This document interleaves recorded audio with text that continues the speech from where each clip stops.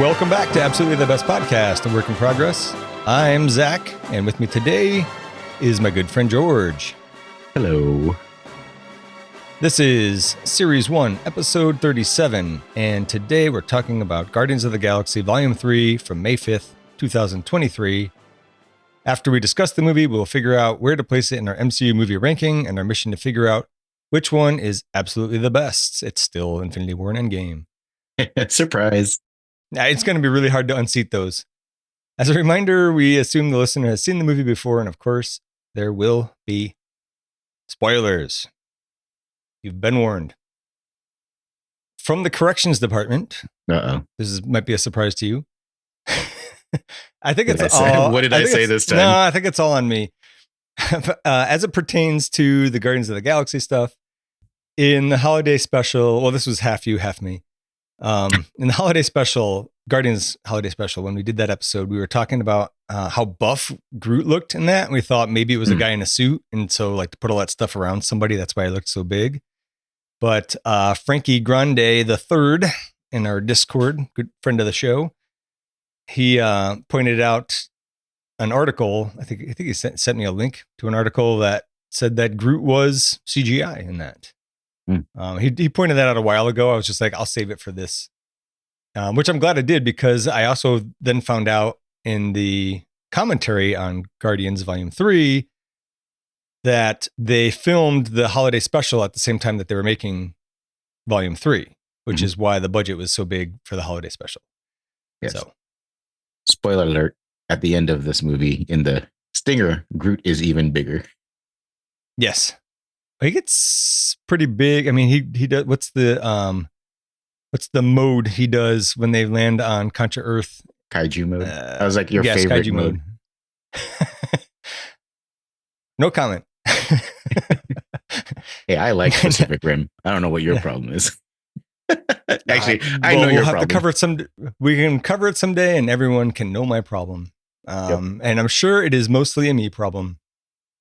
And Next correction, in Quantum Mania, I had said that the closest Thanos came to being the big bad villain before Infinity War and Endgame was in Avengers, where he was kind of pulling Loki's strings. That's incorrect. He was twice removed there. It was the other who was kind of directing Loki what to do, and the other reported to Thanos.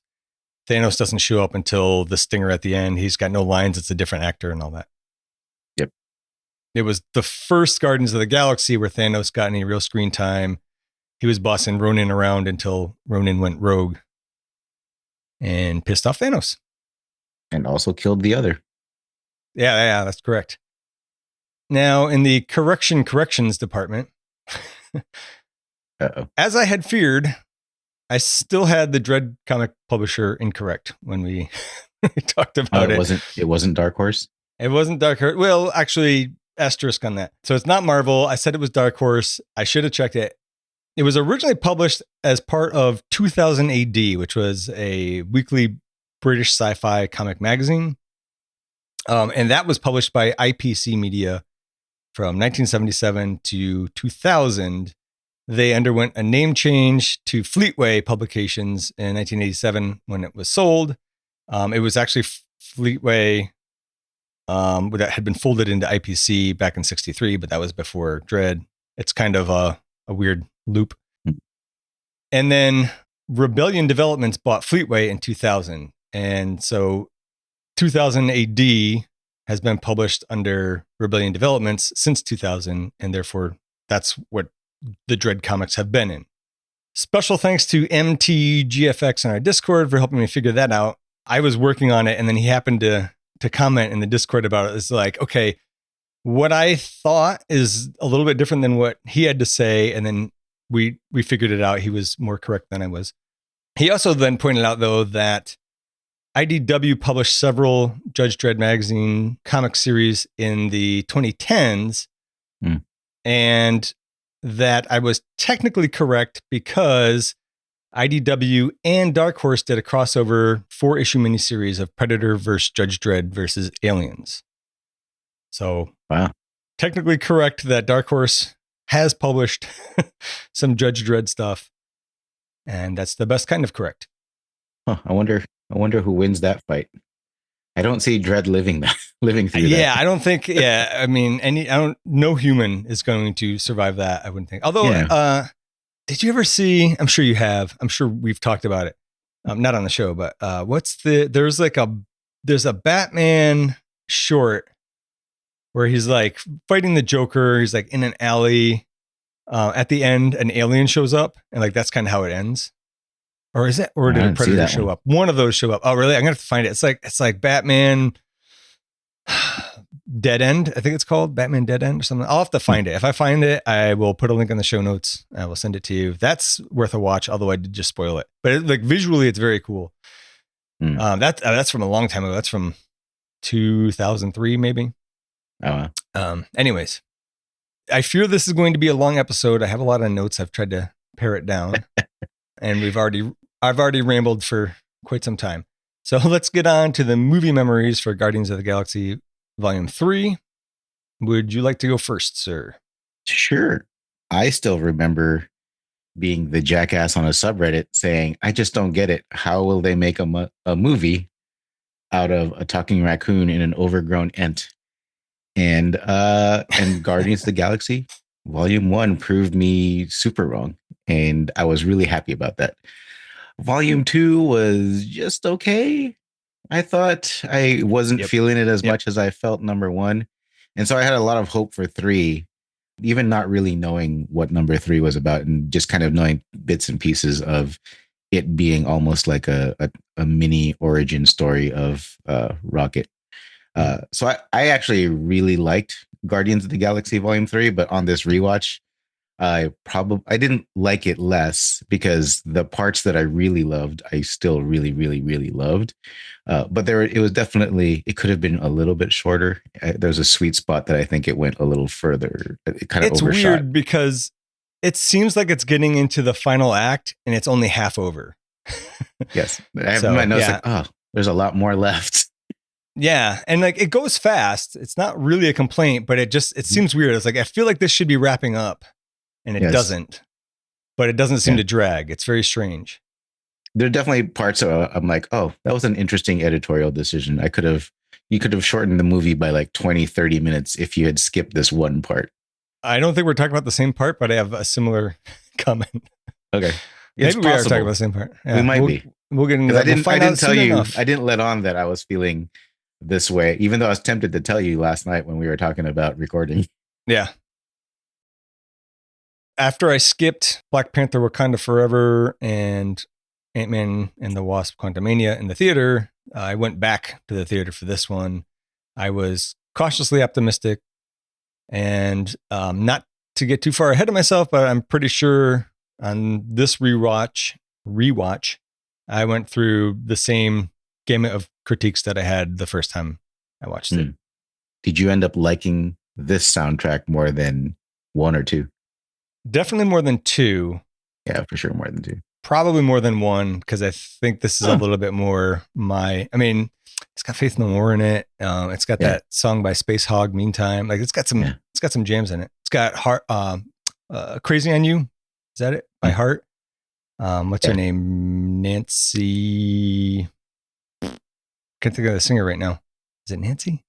The singer for Heart. I don't know. She's amazing. I'm gonna have to Google that in a second. What were your thoughts on the quote unquote animal cruelty? Because I know that was a big issue for a lot of people. Wait, there were people who had issues with, and that was the whole point of the movie was That was kind of my argument. If what was the complaint? It was a complaint about the depiction of animal cruelty, that it was too much. Yeah, I guess so. By the way, Ann Wilson was who I was trying to think of. Sorry, back to the animal cruelty thing. Yeah, so I just remember people complaining. I don't know if animal cruelty is the right word, but yeah, that was my whole thing. I was like, first of all, it's all CGI creatures. Right. You know, I certainly do not condone the harming of animals, but this is all CGI creatures. I mean, you can pretty much do whatever you want. If it's a bad movie, then it didn't pay off. But that is the story. It's going to be really hard to have this story if we can't show anything bad happening to some of these animals. Did they miss the kids in the cages too? Yeah, I don't know. I would have thought that would have been. Maybe I didn't read the complaints down far enough to see if the kids in the cage was also a problem or not. Oh, I didn't. This is the first I've ever heard people complaining about that. I just remember that being an issue when it came out. Maybe I'm misremembering. I don't know. But for those of you who might be very sensitive to that kind of a thing, not making fun, but fair warning, that does happen in the movie. I don't think we're going to spend a lot of time going into great detail on it, but it's kind of critical to the plot. Yeah, it's not something either of us are fans of. Certainly not. The director commentary, I watched that as well, or listened to it as I watched.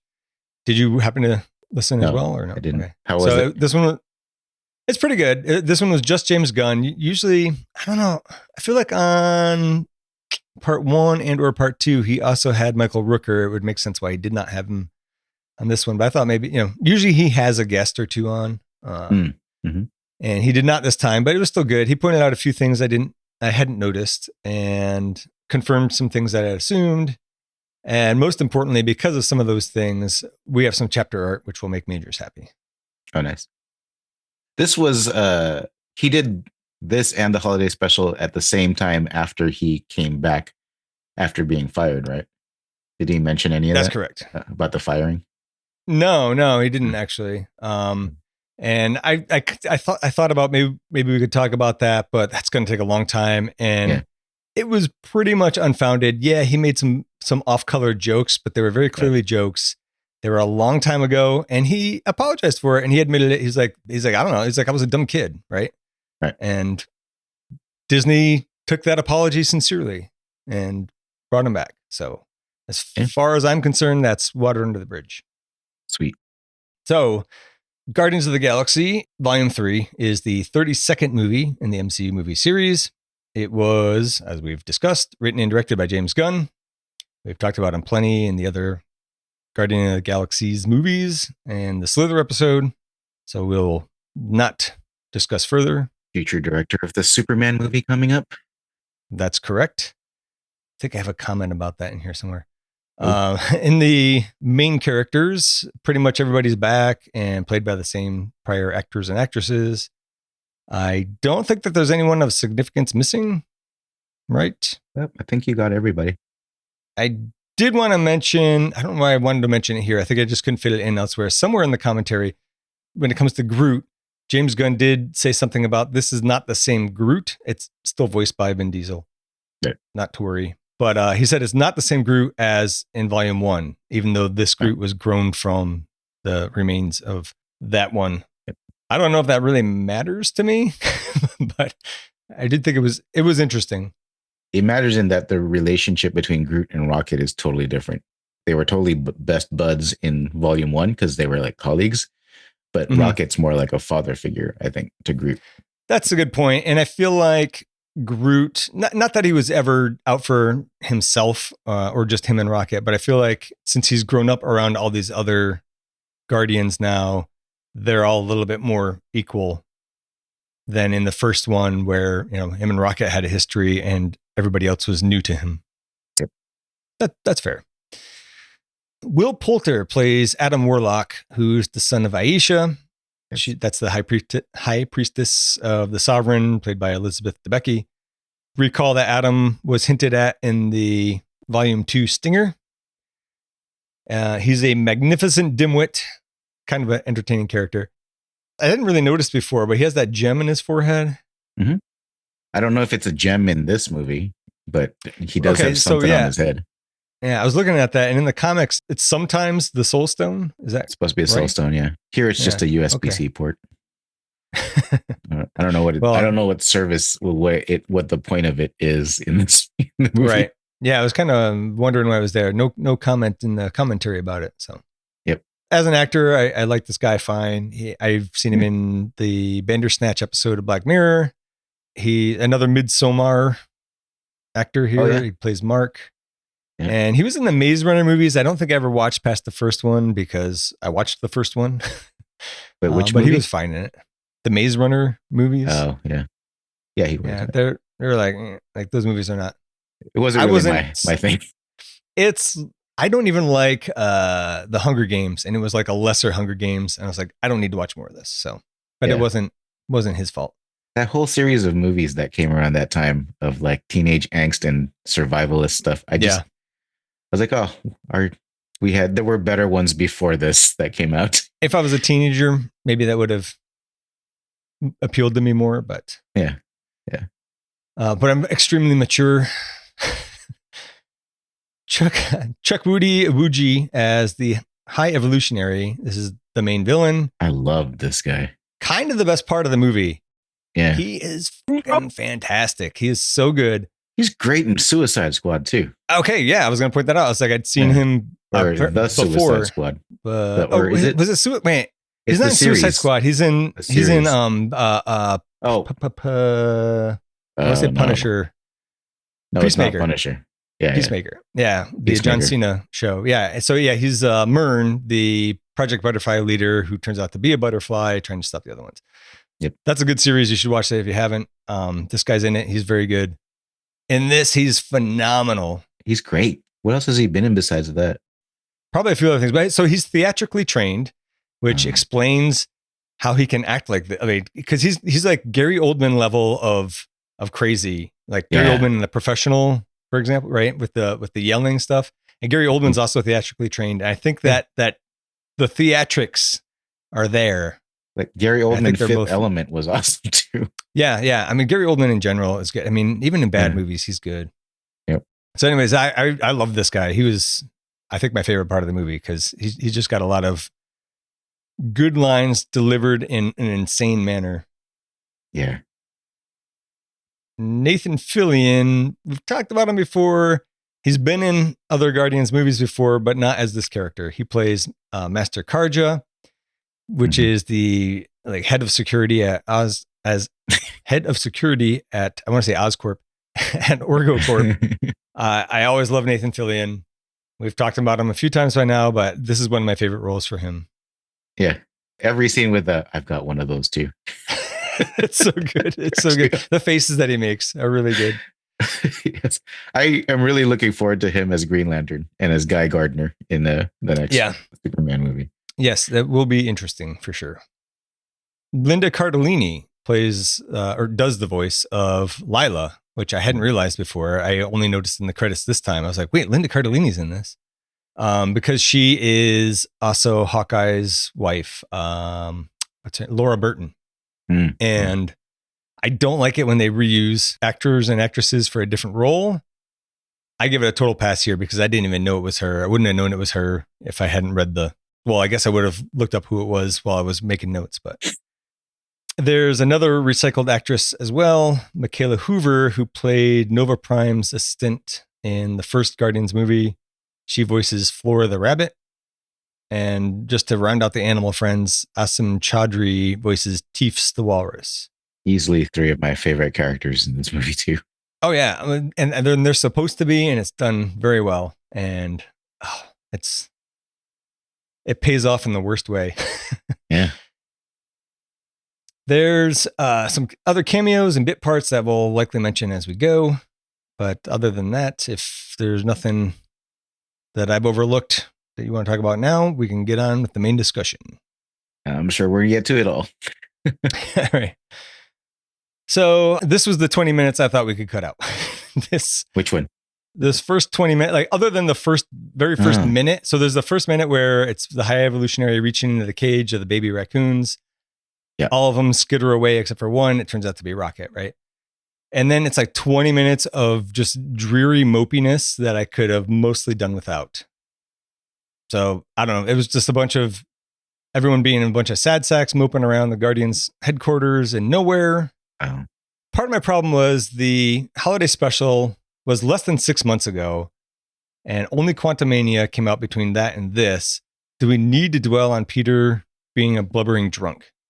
Because it also seemed like he was fine in Thor: Love and Thunder. So I don't know, he had a relapse or something. He also seemed fine at the end of the Christmas special. Exactly. So I don't know what happened. And he knows he has a sister now. Yep. But he should be a little bit. I get it. He's sad because of Gamora, but still. Yep. Speaking of the soundtrack, I had mixed feelings on the use of this acoustic version of Radiohead's Creep. I am a huge Radiohead fan. I like this version of the song, but I did not care for Rocket singing along. And I hated the way it is edited at the end. They skipped Tom York's first run on the word run, and the edit sounds really weird and bad. And I thought it was avoidable. They could have just, there was so much to this opening credit scene. They could have put another 10 seconds in there and made the song fit entirely. Did you like the part where somebody was like, "Hey Mantis, why don't you just touch him and make him happy?" And then and Groot says, "I am." Out of Groot. Context, that's pretty funny. It's hilarious. Well, because they were like, "Gross," and everybody was. Yeah, it was that one made me. That was the funniest moment in that. I think that whole intro for me. Yeah, I must have missed that. That's that would have brightened my spirits a little bit in that part. There's also that shot of Nebula carrying Peter that they show in the trailer, which I feel like was put in there as one of those misdirects to make you think, oh, Peter's dead or gravely injured or something. I did not care for the fake outs in this movie. Yeah, it's fine, I guess, because they got it out of the way like right away. So I'm like, all right, that's fine. Oh, then they did it again later. Yeah.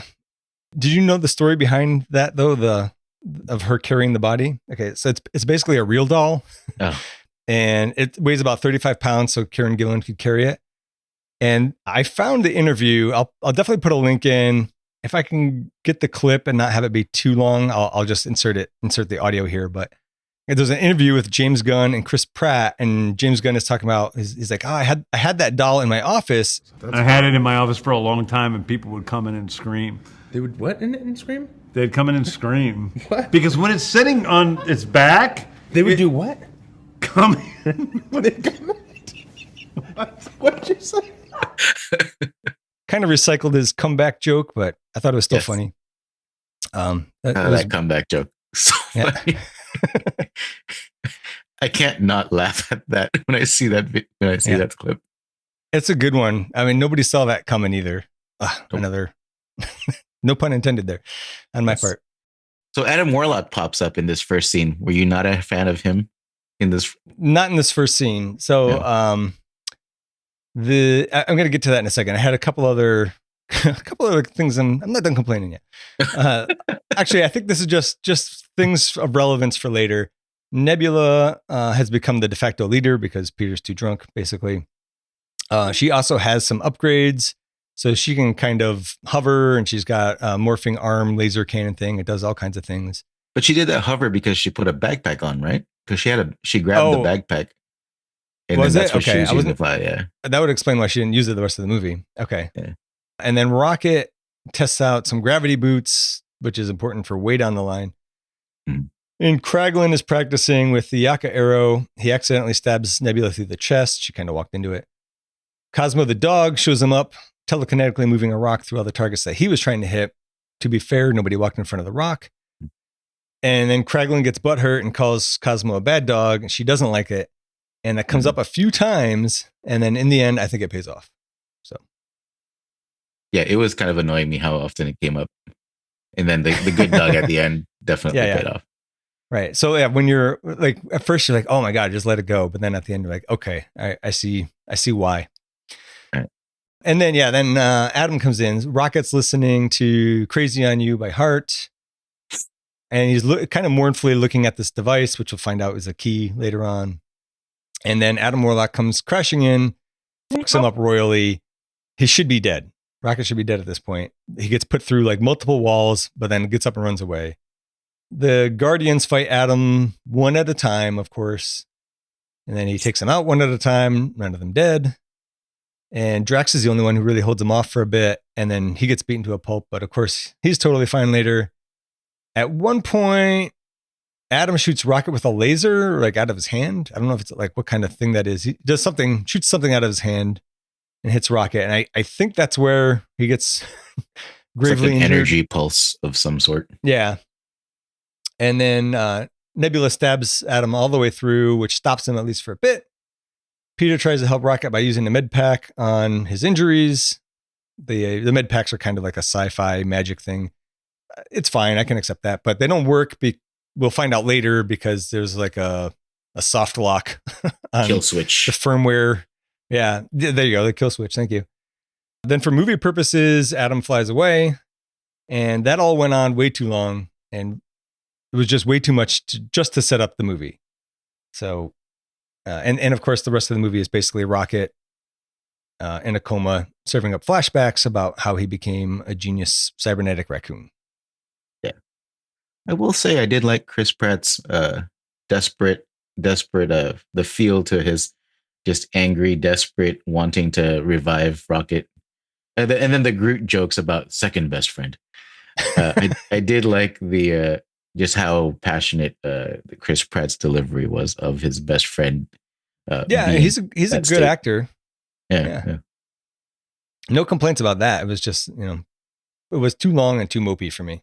So, but it goes up from here as far as I'm concerned. We had two totally different scenes, but I'll explain my scene when we get to it. All right. Great. Okay. I probably will agree with you still, but this was the one where I was just like, I hate this, the beginning of this movie. It's just, it's too much for me every time. Then you're going to be like, this should have been an hour and a half movie tops after you agree with me. So the first flashback is to a time when Rocket is thrown into a cell next to the rest of Batch 89 after having been operated on.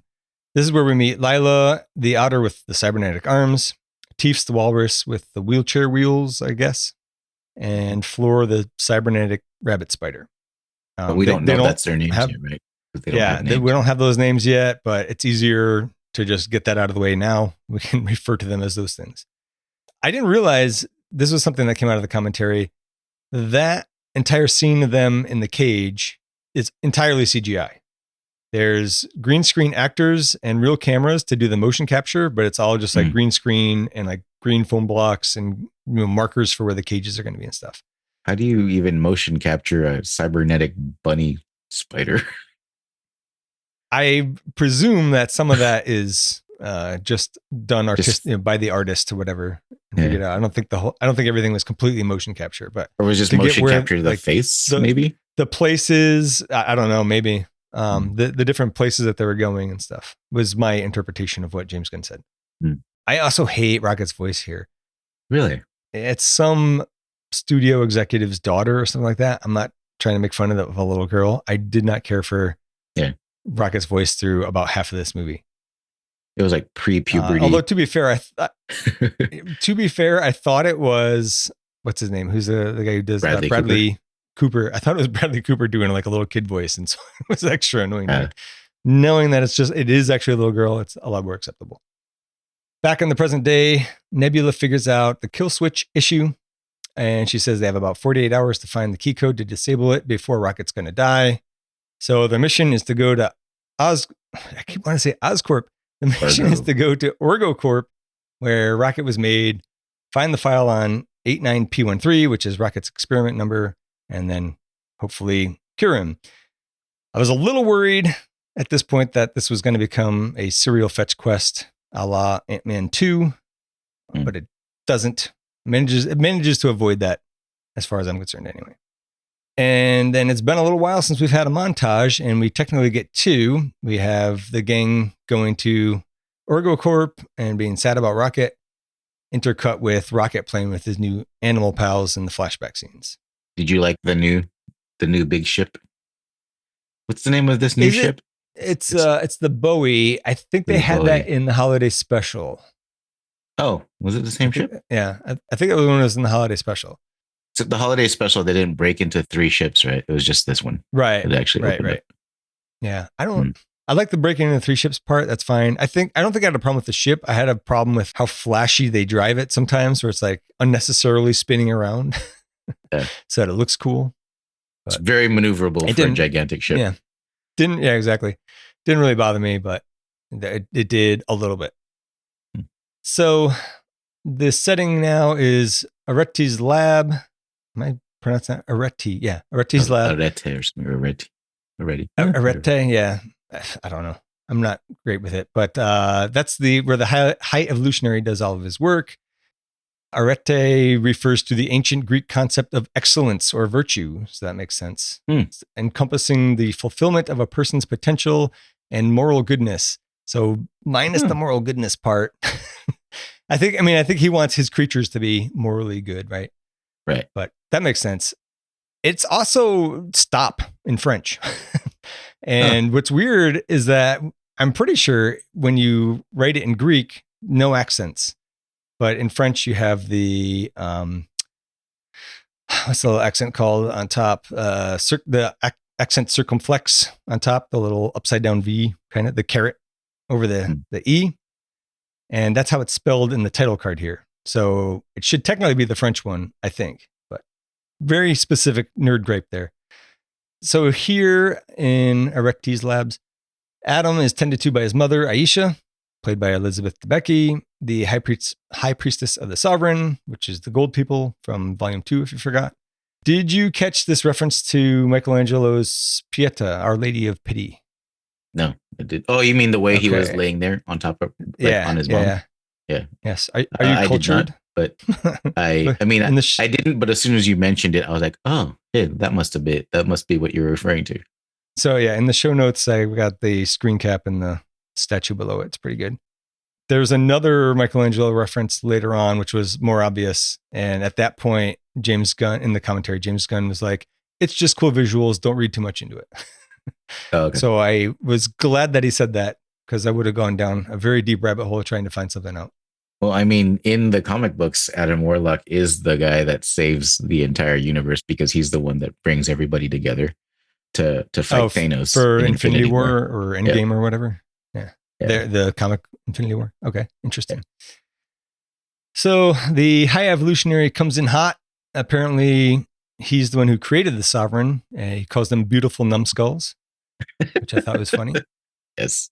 He's disappointed in Adam. And this one was meant to be the Warlock, the apogee of their people. You removed Adam from his cocoon early, my liege. He's still a child. No, there's something wrong with him even outside all that. Yeah. I'm torn because I would have wanted Adam Warlock to be a lot cooler or just a lot, I don't know. He's like a total opposite of what he is in the comic books, which is like this ultimate badass. So I'm sort of torn whenever I see him playing kind of like a super powerful idiot versus like this versus what I remember him being. Yeah. Having not read any of the comics, I didn't care that he was an idiot. Yeah. So the High Evolutionary is pretty pissed that they knew about Rocket's existence for years without telling him. And then we get a pretty decent display of his power. Seems like telekinesis or something where he forces Adam up against the wall. Later on, he says something about being able to control gravity. So I don't know if that counts as telekinesis or not. Maybe I should have looked up the definition. I don't know. But anyways, he can push things around and he can clearly push Adam around. And he tells Aisha that she needs to find 89P13. I'm going to do that a lot too. And return him or he will destroy her entire civilization.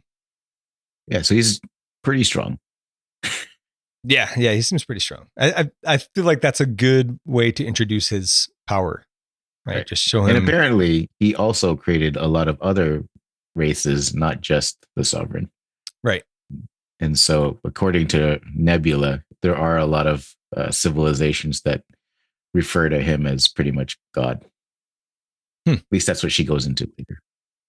Yes, I feel like I missed that, but I'll take your word for it. This is also just sending Aisha and Adam after Rocket. That's his backup plan because he thinks he knows where the Guardians are going. Mm-hmm. And then we cut to the Guardians arriving at the Orgoscope, which is a biologically grown superstructure that is the headquarters for Orgocorp. So as a scientist, did anything about the Orgoscope bug you? I don't think so. First of all, I don't do biology. So you can get away with a lot there. But I thought it was just like a great, gross design. It's very James Gunn. My only question was, what is it supposed to be? It looks almost like it would have like a big laser coming out of it, but that never gets used. I think that's just the point point of entry for ships. I'm not sure. Yeah, but the surface is all fleshy. That's what my question was can something moist like that No, exist? like why wouldn't it dry out in space? That's Yeah. a good point. Yeah, that's fair. Because Peter's face later just gets all bloated and frozen. Right. Well, I mean, if it's big enough, it might have its own gravity and it could have a very small atmosphere. I don't know. But and it's been, genetically engineered or biologically grown or whatever, maybe to withstand that kind of thing. You put enough calories into it, it can generate enough heat to stay unfrozen. I don't know. Oh yeah, the aliens carapace does seem to always be moist no matter where it is. Yes. the necromorphs. Yeah. Yeah. I thought you were talking about a specific alien in this movie. Oh no. So before they can break into ErgoCorp, they're boarded by Ravagers, including Stakar and Gamora. I don't even know what Sylvester Stallone is saying in this movie. His speech is so mushy and garbled. What happened to him? It was totally unintelligible. Normally being boarded by Ravagers is not great, but it was Nebula who called them on account of Gamora basically being in charge. I think maybe she's second in charge after Stakar. Is it Stakar or Stacker? I don't know. Do we not care? I didn't really care because they don't show up enough for me to care. He's barely in it. Yeah, he's in it more, I think, than he was in Volume 2, or maybe around the same, but it's still not very much. So Nebula had promised Gamora 100,000 units to help out with the ErgoCorp thing. Maybe by the end of the episode, I'll be able to say ErgoCorp without saying Oscorp first. Yeah. It's even written down. I mean, it's written. I'm reading the wrong word. The Guardians get some ErgoCorp uniforms from the Ravagers and a plan to break into the Ergoscope, and Gamora goes along for some extra help or oversight, really. Hey, so in the commentary, did James Gunn mention anything about intending for them to look like Teletubbies? No, but I have this later, but I can go into it now. So the spacesuits, the super colored spacesuits, I thought they looked like the suits in 2001. And that's exactly what he modeled them after. Yeah. But I can see what you mean by the Teletubbies because of the colors. Because the different colors. Yeah, because of the colors. Yeah. So it's flashback time again, and P-13 is getting wicked smart. It's the scene where Rocket's writing on the little blackboard, and James Gunn says, "I'll save everyone time. There's no Easter eggs on that blackboard." And fortunately, I had not even thought to look, but that is the kind of thing I would dive into normally. And he also said that, I think this is where Rocket's voice really bothered me. He said it's Sean Gunn doing little kid Rocket voice, and I really hate it here. The High Evolutionary is making Counter-Earth for his experiments to go to when they're ready. While they're talking, P-13 sees a rocket, which is where he takes his name from later on, obviously. I like this speech that the High Evolutionary gives here. This recording is over 5,000 years old. Mo egaste fon, mo egalone fon note, which translated is, be not as you are, but as you should be. Which is exactly his kind of thing. I actually wrote that down too, that quote. Oh, nice. Perfect. You should have cut me off and said it. I was curious if you also, or if you were also fascinated by that quote as much as I was. Yeah, I like it a lot. Maybe a little too much. I should point out that here, the High Evolutionary looks a lot more normal. He's got a normal head and face with just a couple of small implants near his ear. He doesn't look like a RoboCop stretch-faced whatever. It's so good. Purple nurple. But yeah, in the present, he basically looks like RoboCop with his helmet off, but black. I should save it for later, but the RoboCop thing, I was like, wait a minute, was Peter still on Earth when RoboCop was released? And he was. It was, I forget what the timeline was, but it was like RoboCop came out in 84 and he was kidnapped in 86 or something like that. The High Evolutionary demonstrates his newest tech for P-13, meant for producing perfect organisms. This is batch 90, and he puts a tortoise through millions of years of programmed evolutionary changes in a moment. And it goes horribly awry, of course, turning it into a rage-filled Teenage Mutant Ninja Turtle. I have problems with the mask change, of course, but we don't need to dwell on that. The High Evolutionary explains that Batch 90 are aggressive creatures due to overproduction of the legal beta microsemino protein. And holy shit, somebody Googled their homework. That is a thing. It does cause aggression. There was a study I found in squids, I think. Oh, does it really? Yeah. They didn't just make something up. They actually found something that makes sense. So I was very proud of them for that. The aggression is obviously not compatible with utopia. So the High Evolutionary doesn't understand why it's happening. The creatures are programmed to be peaceful. And then Rocket points out the hypotonic filters. And there goes all the credit I just gave them for the last science thing, because hypotonic filters are not a real thing. At least it's not something that's completely incorrect. It's just not a thing. I guess it's sci-fi. I should let that one go. Yeah, I was like, you can't really like blame him for making something up to fix that issue of a real thing. Well, I guess the problem is like hypotonic basically means like a low concentration solution. So I guess it could be a filter for a low concentration solution. So I guess, okay, fair enough. You got me on that one. Back to the orgoscope. We got a banger song here, In the Meantime, by Space Hog. I love it. That's what it was. All I have in my notes is I fucking love James Gunn's music choices. And I didn't write down what song was playing. Yeah. That one, I remember that one from the preview in the trailers. And then I was like, oh man, I forgot about that song. And then I ended up buying the song and listening to it a bunch. I have not given the rest of that album a chance. Maybe I should. The whole break-in sequence, to me, is the best part of the movie. I remember it being incredible in the theater. You know, the vivid colors, all the crazy ideas. I described it as gorgeous and disgusting, wonderful and weird. And then in the commentary, I found out that James Gunn, I think this was actually not in the commentary, but I found it in an interview. But he described the orgoscope set as both the most beautiful and most disgusting set we've ever had in the Guardians universe. So I think I was his target audience for that, because that was exactly what I thought. Do you like this part? I like the comedy. Okay. Though the whole button pressing thing went on a little bit long for me, but I just like the dialogue. It was really funny. Yeah. Like I don't think so, Quinn. And when she she clearly isn't the same Gamora. I loved that part. I'm actually going to put a clip in for that. I miss you so much. And maybe if you open yourself up to it, there's a possibility. I don't think so, Quinn. Quill. I don't think so. Well, what I'm trying to say is... Peter, you know this is an open line, right? What? We're listening to everything you're saying. And it is painful. And you're just telling me now? We were hoping it would stop on its own. But I switched it over to private. What color button did you push? Blue! For the blue suit! Oh, no. Blue is the open line for everyone. Orange is for blue. What? Black is for orange. Yellow is for green. Green is for red. And red is for yellow. No, yellow is for yellow. Green is for red, red is for green. How the hell am I supposed to know all of that? Seems intuitive.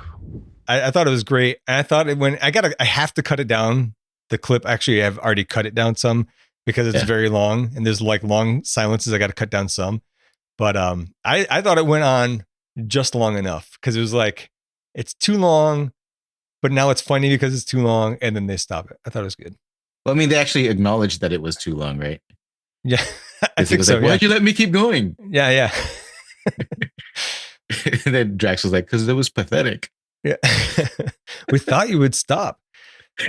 Exactly. So okay, now that we're talking about it, okay, it's pretty funny. Just the right. So what else I want to say? I love all the colors that James Gunn uses here. Mm-hmm. It's not necessary, that everyone have a different colored spacesuit, but all the bright colors. This is where I thought it all reminded me of the 2001 suits, and that is what he based it on. Mm. The outer surface of the orgoscope is kind of like skin. It even has some hairs. They break in through a decompression chamber. And then that's while Nebula's cutting through, that's when you get the funny part with the communicator mix up. And then let's see. Oh, Jennifer Hollis is in this. That's James Gunn's wife. She's also in Peacemaker. She's in a lot of his stuff now. Isn't it Jennifer Holland? I think you're right. It might be Holland. Apologies to Jennifer Hollis or Jennifer Holland. Yeah. I think it is Holland. I think that was probably a autocorrect. So she has a small part as an OrgoCorp employee, and she's the one who notices the breach. I also like all the various OrgoCorp uniforms, the different roles, especially the Sentry, or is that what they are? The security guys. Yeah. It's all like these weird muscle suits. And the knobs on it. Yeah. It's just so weird, but great in a great way. And then, so Nathan Fillion finally gets some good screen time. He does not disappoint. He's some higher up in the security there, and he investigates the breach. And I don't know if you caught this, but just the thought that went into the design of the orgoscope, the doors that they go in and out of, did you notice it opens and closes like a heart valve? That's what it was. I was like, was it like, I thought I knew it looked like a valve. I just didn't know it was like a heart valve. Well, I'm assuming heart valve, or I could be like an artery valve. I think they're similar. I thought that was cool. It's definitely not a sphincter. No, that would have been an interesting choice though. Yeah. Could you imagine? I bet you we could get like an AI video to make that up. Switch it. Yeah. Oh, that's your homework assignment. So there's the exchange between Peter and Master Karja. That's pretty great. When Drax starts saying too much. You could have killed everyone in the wing. Exactly, you idiots. I'm angry too. Oh no. I mean, can't you see these authentic mechanic uniforms that we're wearing on our bodies? That blend in with some of our skin tones better than others? Excuse my friend, he's the boss's nephew. He's a little... Oh. Yeah, I got one of those too. It comes back a couple of times. It's great. I love that so much. It's so funny. I like the beginning too when he was like, "What procedure, bro?"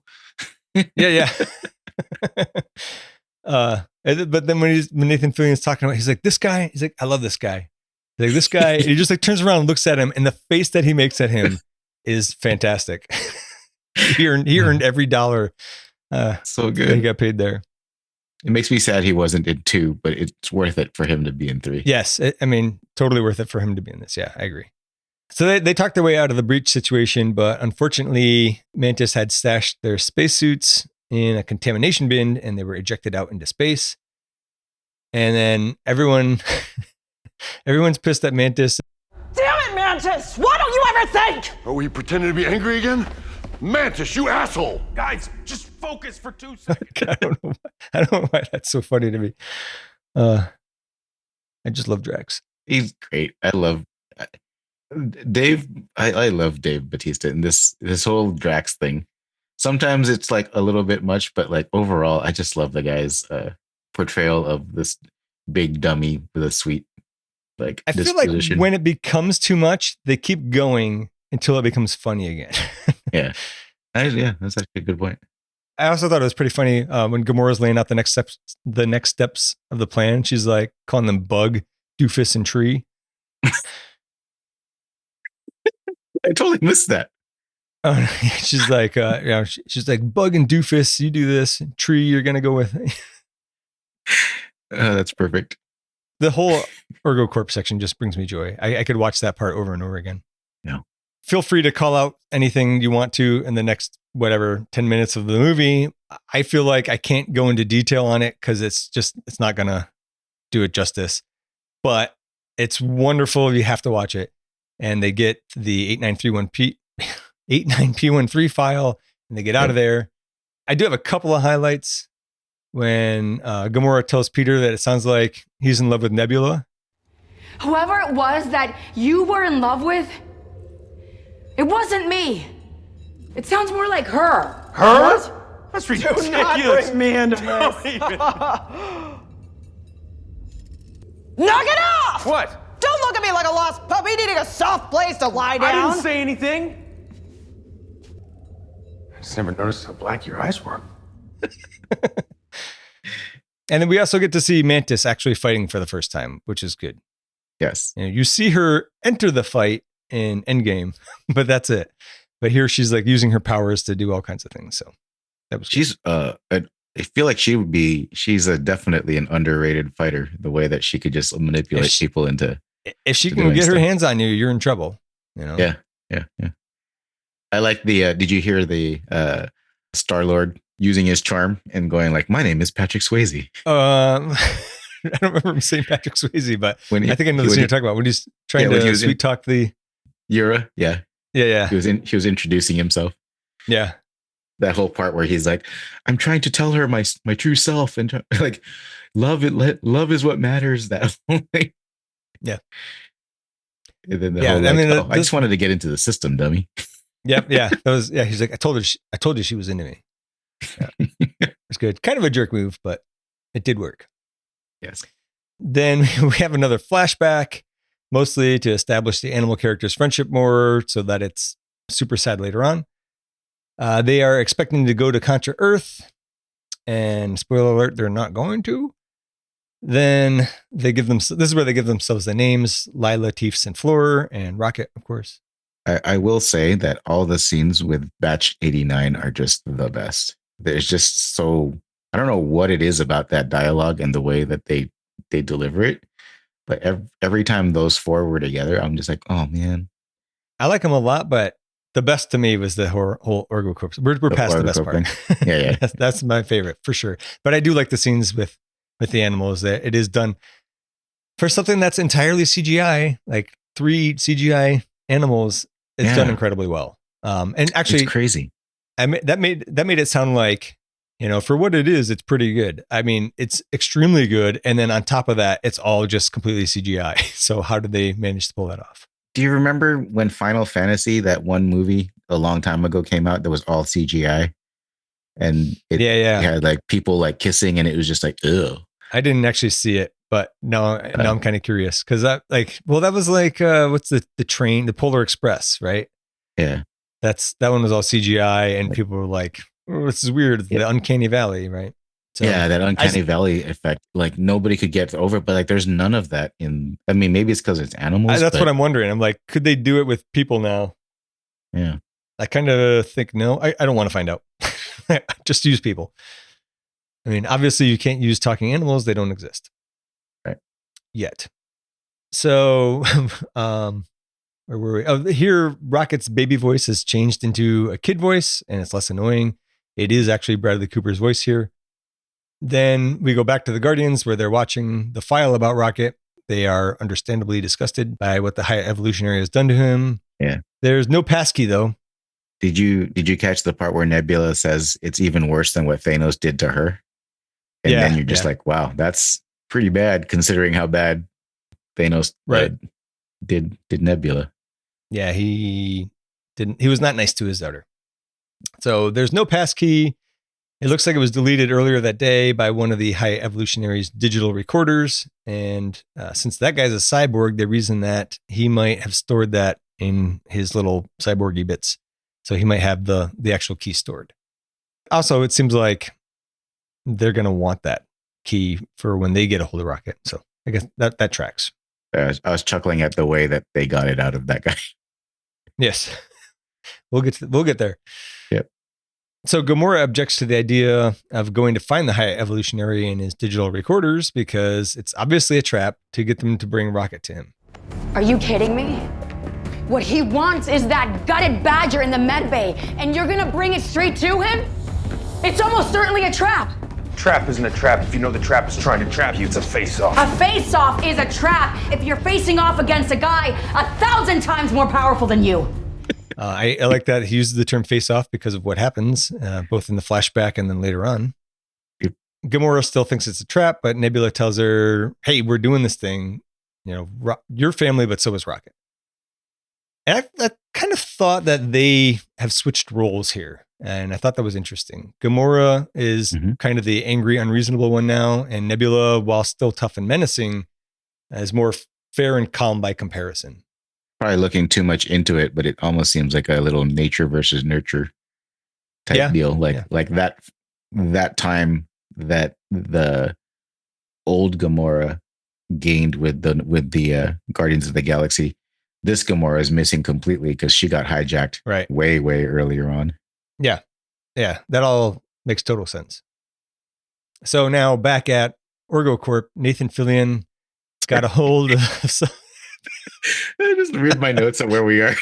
Yeah. So if we mean business is my big, I have in like big caps. Yes. It's so good. Like as soon as this scene started, I started laughing, and I originally had written down, I was like, I know where this is going. So he's got a hold of this guy who might know Gamora's whereabouts, and he called Aisha and Adam to OrgoCorp as a favor in exchange for some credits, of course. And the guy isn't forthcoming with the information. So Aisha tells Adam, show this guy we mean business. And to say that he overdoes it is an understatement. He just roasts that guy. And he stands there so proudly after that too. I love that. So yeah. I love that the body parts were falling off afterwards too. Yes. Oh man. Oh, that is one of the funniest parts. Obviously, his mommy is mad, and Nathan Fillion again kills me here. Your friend's a moron. I got one of those too. I get it. His delivery is so good.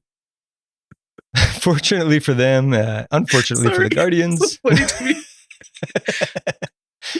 It's fine. Gamora radios this freshly roasted dude, and Aisha picks up the call. I feel like Gamora is not this dumb though. Yeah. She just assumes that whoever picked up the call is a Ravager, and she sends her location requesting a pickup. Then we go back to the Bowie. The Flaming Lips, Do You Realize, is playing. Kind of played out, but it's a good song. Do you realize? Yeah. It's also a song that the volume is much louder than any other song that I own. So if it comes on, like when I'm shuffling stuff and it comes on, it just like blasts my ears. Hey, we go ahead. What did you think about their uniforms? I'm kind of confused as to where the uniforms even came from because it shows up right around here. That's a good point. I don't know where they got them from. I like them a lot, but yeah, it doesn't quite make sense. Did they just modify some old Ravager uniforms? I don't know. See, I actually liked them with the regular clothes. Okay. I mean, I thought these were fine. I don't really remember what the other ones look like. Yeah. Is it not also just this symbol, or is it different? It's that Ravager symbol. Okay. But that is the Ravager symbol, right? Yeah. So they're just new suits with Ravager symbols. Maybe they got them from the Ravagers. Maybe that's like a deleted scene. I forgot to watch the deleted scenes. Oh no, I watched them. It wasn't in there. So I'm just confused where they came from. Yeah. I don't know. It had not drawn that much attention from me. So I did not look into it. Yeah. Sorry if I've let anyone down. Drax has a good scene. He's giving Peter a pep talk about not leaping from lily pad to lily pad, but about needing to learn to swim. Life is a pond. And you've spent your entire life leaping from woman to woman as if they are lily pads upon this great pond.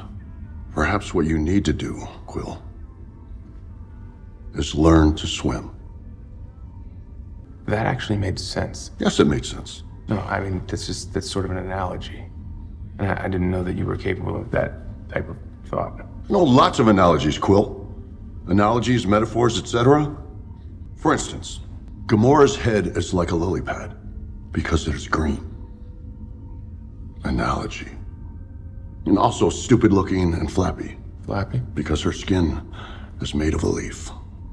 Metaphor. Is it? Yesterday, I made a poop shaped like a fish. Even my butt is capable of making an analogy. Oh, man. I cannot stop coughing because I'm laughing too much. No time to dwell on the humor because Rocket is taking a turn for the worse, which is really just an excuse to segue into another flashback. And this one, the High Evolutionary is super pissed at Rocket for solving this problem for him. And let me tell you, I have been there, man, in Rocket's shoes, being screamed at in a room full of people for fixing someone else's problem. And not in a sabotage. Oh yeah. Not in a sabotage, like specifically asked by the CEO and founder of the company, hey, we could use a fresh pair of eyes around here. It was like my first couple weeks on the job. I'm like, all right, cool. He's like, so if you see anything you think, maybe need some more attention, something maybe we're not doing, we could be doing differently, could be doing better, let me know. And then the next, the meeting, there was no offices really. So the meeting would be in the room where all the production's going on. Everybody could hear everything. And the next time he's like, we have this meeting, and he's like, okay, if there's nothing else, then, we can go. I was like, well, you asked me last time about, to look around and see if there's anything that I think we could improve on. And I was like, well, here, the chemistry here, we're using way too much of this. And that's why the films are so weak. And if you use the correct stoichiometry, they'll be a lot stronger and stuff. And like, I got a few sentences in, and he's like, you just started here. How do you know anything? And just fucking laid into me. And I knew as soon as he started that, I was like, okay, stop. I know what's going on here. I know what you're doing. Jeez. I was like, it's fine. Just forget it. Forget I said anything. Like, he just wanted to put me in my place in front of everyone else because he's the boss. And I was like, looking for a new job. And it took me 2.5 years, but I eventually left. Man, fuck that guy. Fuck him indeed, because he is dead. Oh, okay. Well. He was also like a major scam artist, it turned out. He was like faking all this data, because he would always run all, it was like a battery technology company. He would run all the experiments. We're going way off course here. But run all the, no, that's fine. He would run all the battery test experiments, and not like, he would give you the results, but you never got to see him do anything. And it was all faked. It was all faked. Dang. Yeah. So I was glad I left when I did, because they eventually folded, and I think he had actually left before that and whatnot. But anyways, I don't know how much of this I'm going to leave in, how much I'm going to cut out, but there is a Verge article on him, and I actually got a phone call about it to like, somebody else had given him basically all the details that I did. Yeah. And then they were like, we want to confirm some of this stuff. And I was like, yeah, that's all true. It is all true. Were they a major battery supplier to Tesla? No. They did have some business, but anyways, yeah, if I leave that in, and if I find that Verge article, I'll put a link in if anybody really cares. But Mike Cheeky can rot in hell. Anyways, where were we? High evolutionary choose out rocket, right? And then because it worked. Right, because it worked. The rapid evolution process works, which is great. He can't get past the fact that he made P13, and now P13 is the one who fixed the problem. It's an ego thing. His new peaceful creatures are ready to inhabit the new world. Oh, but Batch 89 is not going. We have the peaceful creatures we always sought, ready to inhabit the new world. We're going to the new world? Oh, we? Look at you. As if you were cobbled together by fat-fingered children. How could you be part of a perfect species? You're simply a medley of mistakes we could learn from and apply to the creatures that truly mattered. And that's pretty cold, the way he delivers that news. Yes. The what's the guy's name? Iwuji. He is masterful at making me just hate him. Yeah. What a dick. No, he is great as the High Evolutionary. Yeah. I think he's one of my favorite bad guys, I think, in the MCU. He's definitely up there just because he's so out of control. And I don't condone his motivations, but I understand his motivations.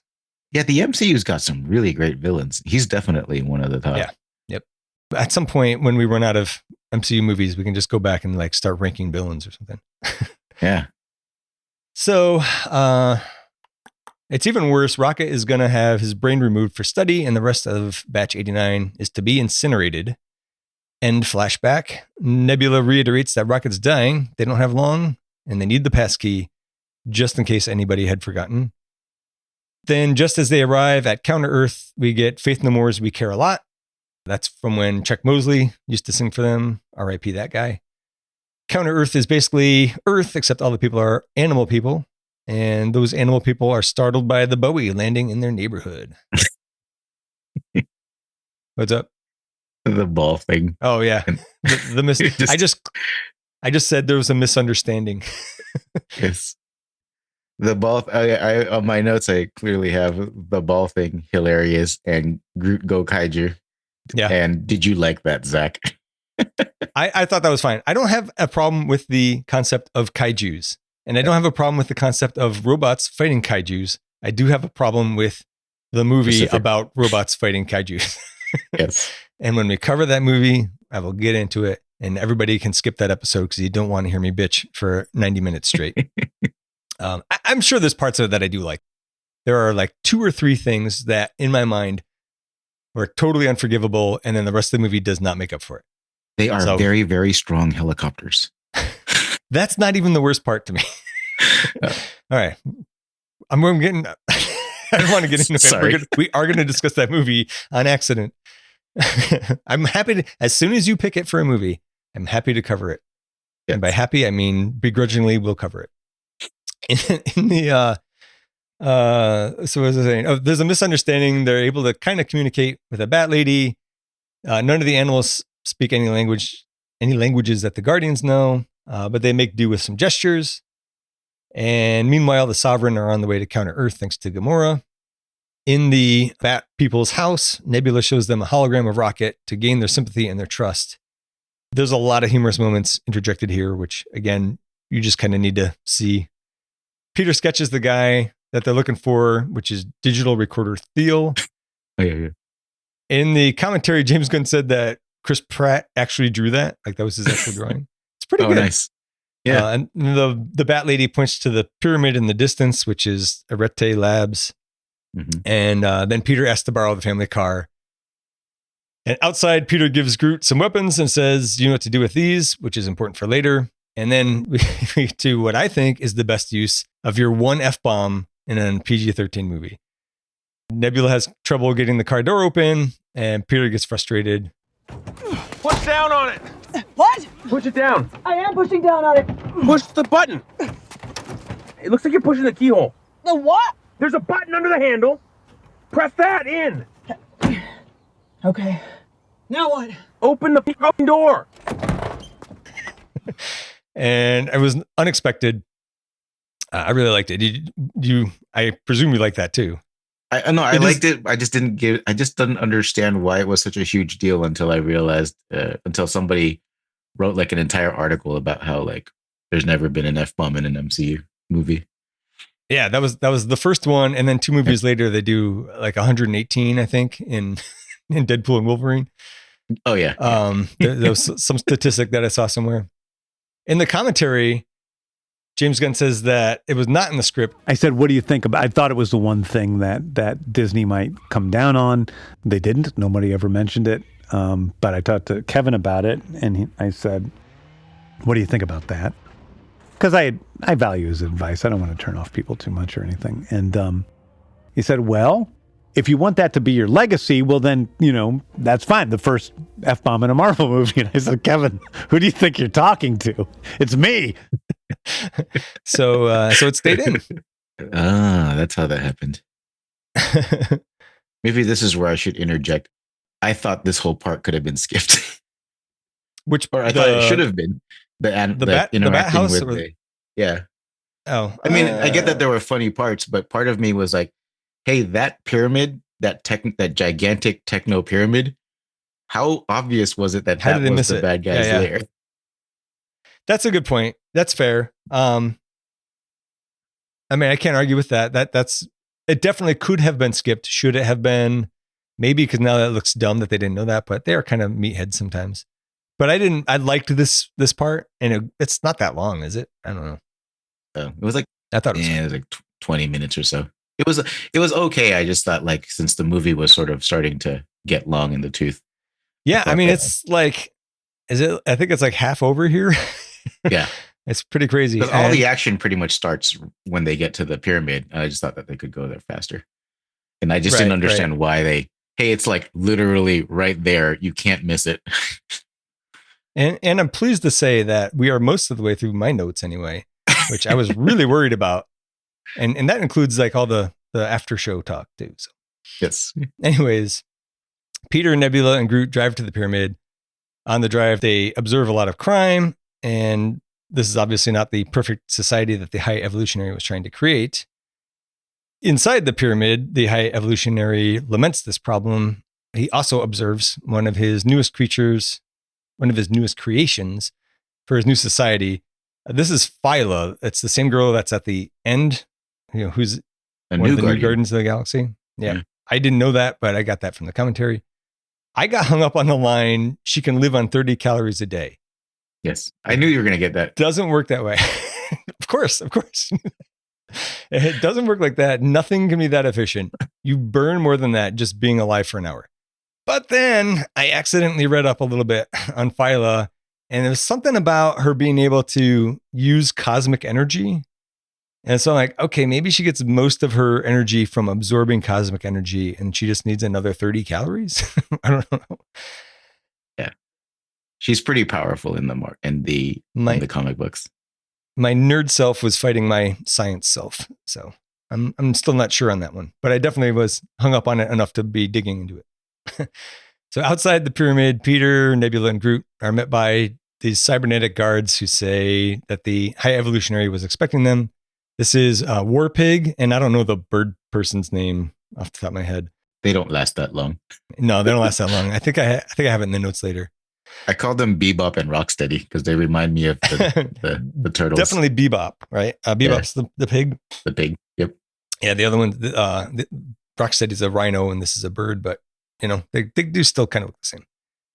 Back to the flashback. Rocket makes a key and breaks Batch 89 out.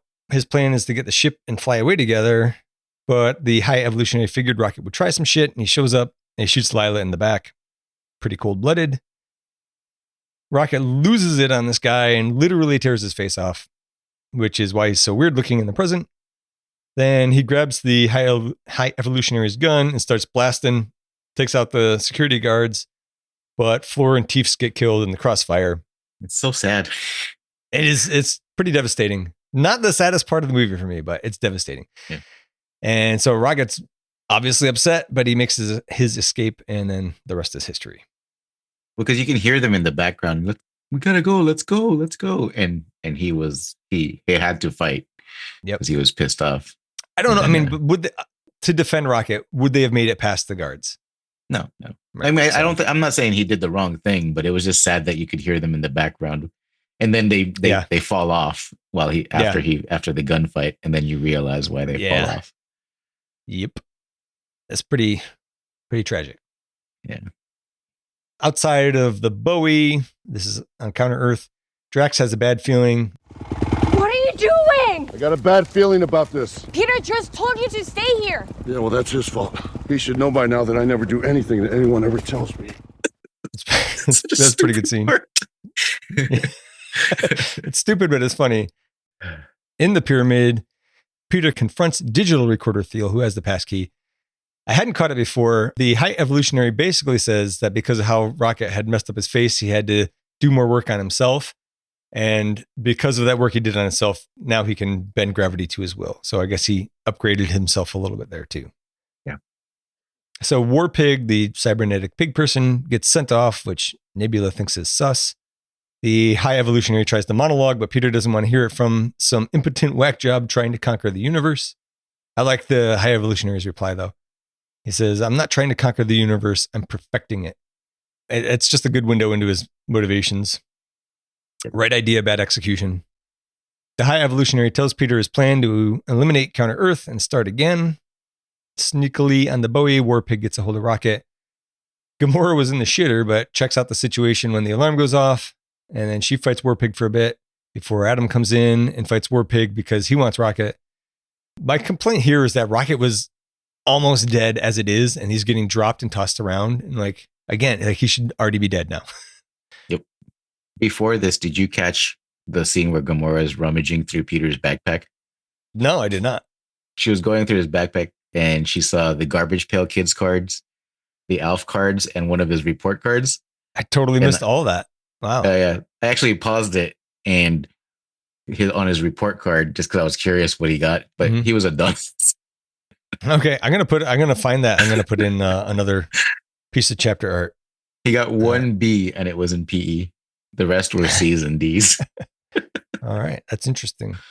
But yeah, it was in the scene where she was looking at a picture of his grandfather, his mom, and him as a kid. It was like a Polaroid. Okay, I think I know that scene you're talking about. Yeah, I'll find that. I'll try to put that in.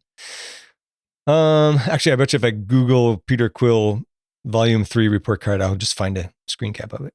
That'll be easy. Probably. So I didn't realize that Judy Greer is the voice of Warpig.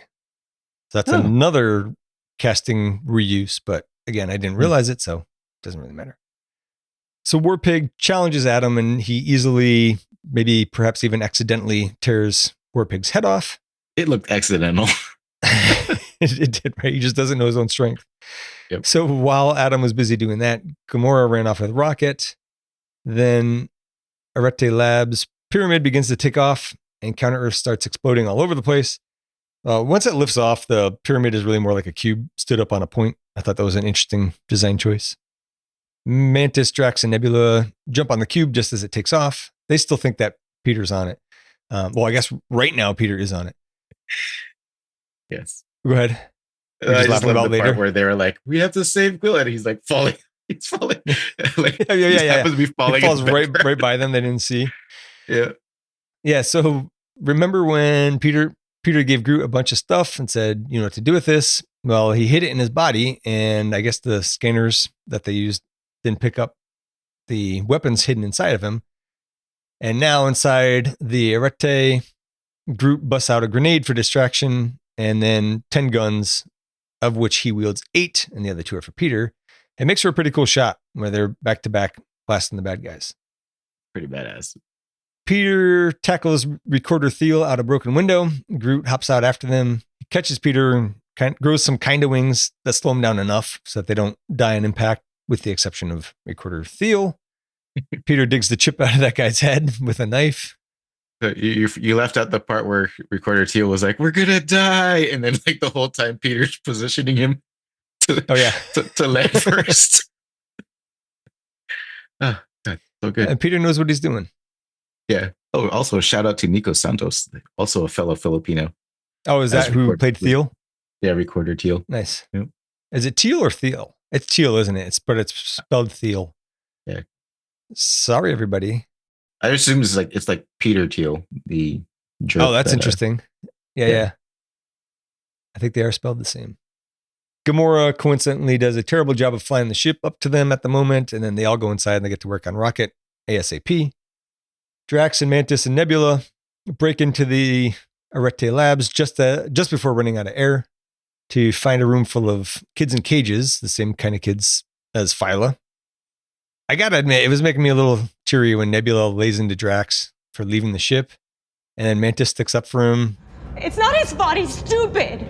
He's a liability. He makes us laugh, and he loves us. How is that a liability? All you care about is intelligence and competence. Not sure I appreciate this defense. He has sadness, but he's the only one of you who doesn't hate himself. So I don't care if he's stupid. You think I'm stupid? Yes.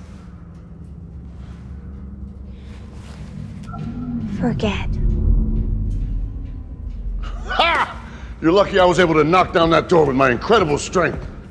Like, it's funny, but it's also sad because like you could tell that Drax is a little hurt that she said he was stupid. Yep. But then she made him forget, and he was like, "Ha! I saved us again." I love that. It's so good. He's like, "It's a good thing I was here to knock that door down." Yep. But before that, she also points out that he's the only one who doesn't hate himself, and she's right. I mean, like everybody else has that kind of self-loathing, and he's just himself. Yeah, he's fine with it. But yeah, she makes him forget. And then he breaks the kids out of their cells. Mantis doesn't understand what the kids are saying because the language they speak isn't in her translator. Not a flashback this time, but we kind of get an afterlife thing.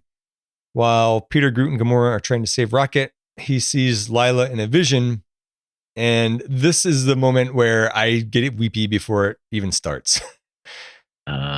Rocket's upset and he apologizes for getting her killed. Tifa and Flora are there as well in the back. And Rocket asks if he can go with them. And Lila says, "Of course." I'm getting a little weepy right now. Oh. Then we see Rocket die on the table and everybody's clearly upset and still trying to resuscitate him. And then Lila says, "But not yet, because he still has a purpose in life." And very, very much appreciated the dose of humor here because I needed it. When she hugs him and she calls him her beloved raccoon, and he's like as he's like being pulled back to I'm not a raccoon. It's great. The part that the line that got me in that interchange was the whole like we've like Floor and Teefs are here and we're flying and we're all flying. Dude, like, you're getting me right now just saying it. Yeah. All right. Well, I mean, that definitely elevates this movie for me. That beloved raccoon part, the one where she's like saying this story has been yours all along, you just didn't know it, like reminds me of, I think there was a quote from James Gunn saying he had the story of the Guardians of the Galaxy is like the story of Rocket. And like that's when that sounds familiar. Like realized it. Yeah. So the passkey worked, and then the med packs worked, and now Rocket's fine. Just then, Nebula makes contact and says she's in the Arete to rescue Peter and Groot. And then it's another good exchange here. You what? Wait, where are you? On the ship! On the ship? I didn't lie. Why are you on the ship? Just saying. You, obviously. No, I told you to go back. You gotta know by now I always figure out an incredibly clever way to get out of a fix. Tell him I said hi. Really? Tell him we're coming to save him. He's not wrong. He just did it, right? He totally did. Yep. I also thought it was funny when Gamora is like, "You're just making stuff up about what Groot's saying, right?" Yes. And I think it was at this point Gunn in the commentary, Gunn says that Groot has some amount of actually. Do you want me to ruin Groot for you potentially? No, so I can just not say it. Okay. He says that Groot has some amount of telepathy, which is how his friends know what he's saying. Oh. So if you're close with him, like you have that telepathic link and you understand what he's saying. And while I appreciate that explanation, I kind of just liked the joke that he was saying things that, they understood and nobody else did. Yeah. Which it doesn't really ruin it for me just because like at the end of the movie, Gamora starts feeling it, like understanding him, which like clears. Yeah. It also clears up one other thing that I will save for the end of the movie. But wait, in Endgame, doesn't Thor know what Groot is saying, and they're not close at all? I don't remember. Well, he travels with Rocket and Groot for a while though to what's the dying star with the forge where they make Stormbreaker. Nidavellir, yeah. So I don't know, maybe that was enough. I'm not sure. Maybe. One more thing. Yep. I really liked how when Rocket goes, the important thing is we're all okay, and then Nebula realizes that he's alive, and she gets completely choked up. Oh, and then you just realize, man, Nebula's come so far since Guardians of the Galaxy, the first one. Totally. Yeah. And everybody loves Rocket. And it's just kind of like, oh. Yeah, I would have been upset if he actually did die, but seeing that he like almost died at the beginning, you knew he wasn't going to die at the end. Yep. The High Evolutionary finds Nebula, Drax, and Mantis, knocks them out and puts the kids back in their cages. And then, that's when he picks up the communications device that they were talking on and talks with Peter. Yeah. And Peter, that's where Peter calls him the stretch-faced RoboCop looking purple nurple piece of shit. So good. Peter radios Kraglin for help. And then there's the poker table scene where Kraglin's at. There's the Howard the Duck cameo. Yep. And did you see the other cameo? Which the broker guy? Or the guy that was trying to buy the Infinity Gem for the collector? Oh, trying to buy? No. Oh, yeah. I think that guy was there as well. That alien looking dude. But no, there's like a normal human looking guy. It's Lloyd Kaufman, which is I totally missed that. James Gunn's old partner. And then he had the cameo in Slither as well. He plays like the drunk guy in the police station there. So Kraglin triples down on not taking it back about the bad dog thing. And I promise that'll pay off. And I appreciated the scene in which the High Evolutionary lays into Recorder Vim, making it very clear he's going after Rocket instead of just going to the new colony. I'm merely wondering whether it might be wiser to go directly to the new colony and not engage in unnecessary conflict. They can rewire a carbonetrics core in under 2 minutes. But what is that, Vim? Rote memorization. Rote memorization! In hundreds of years of our creations, only one has known true invention. One. putrid in every other way, but 89P13 had that. A populace unable to think.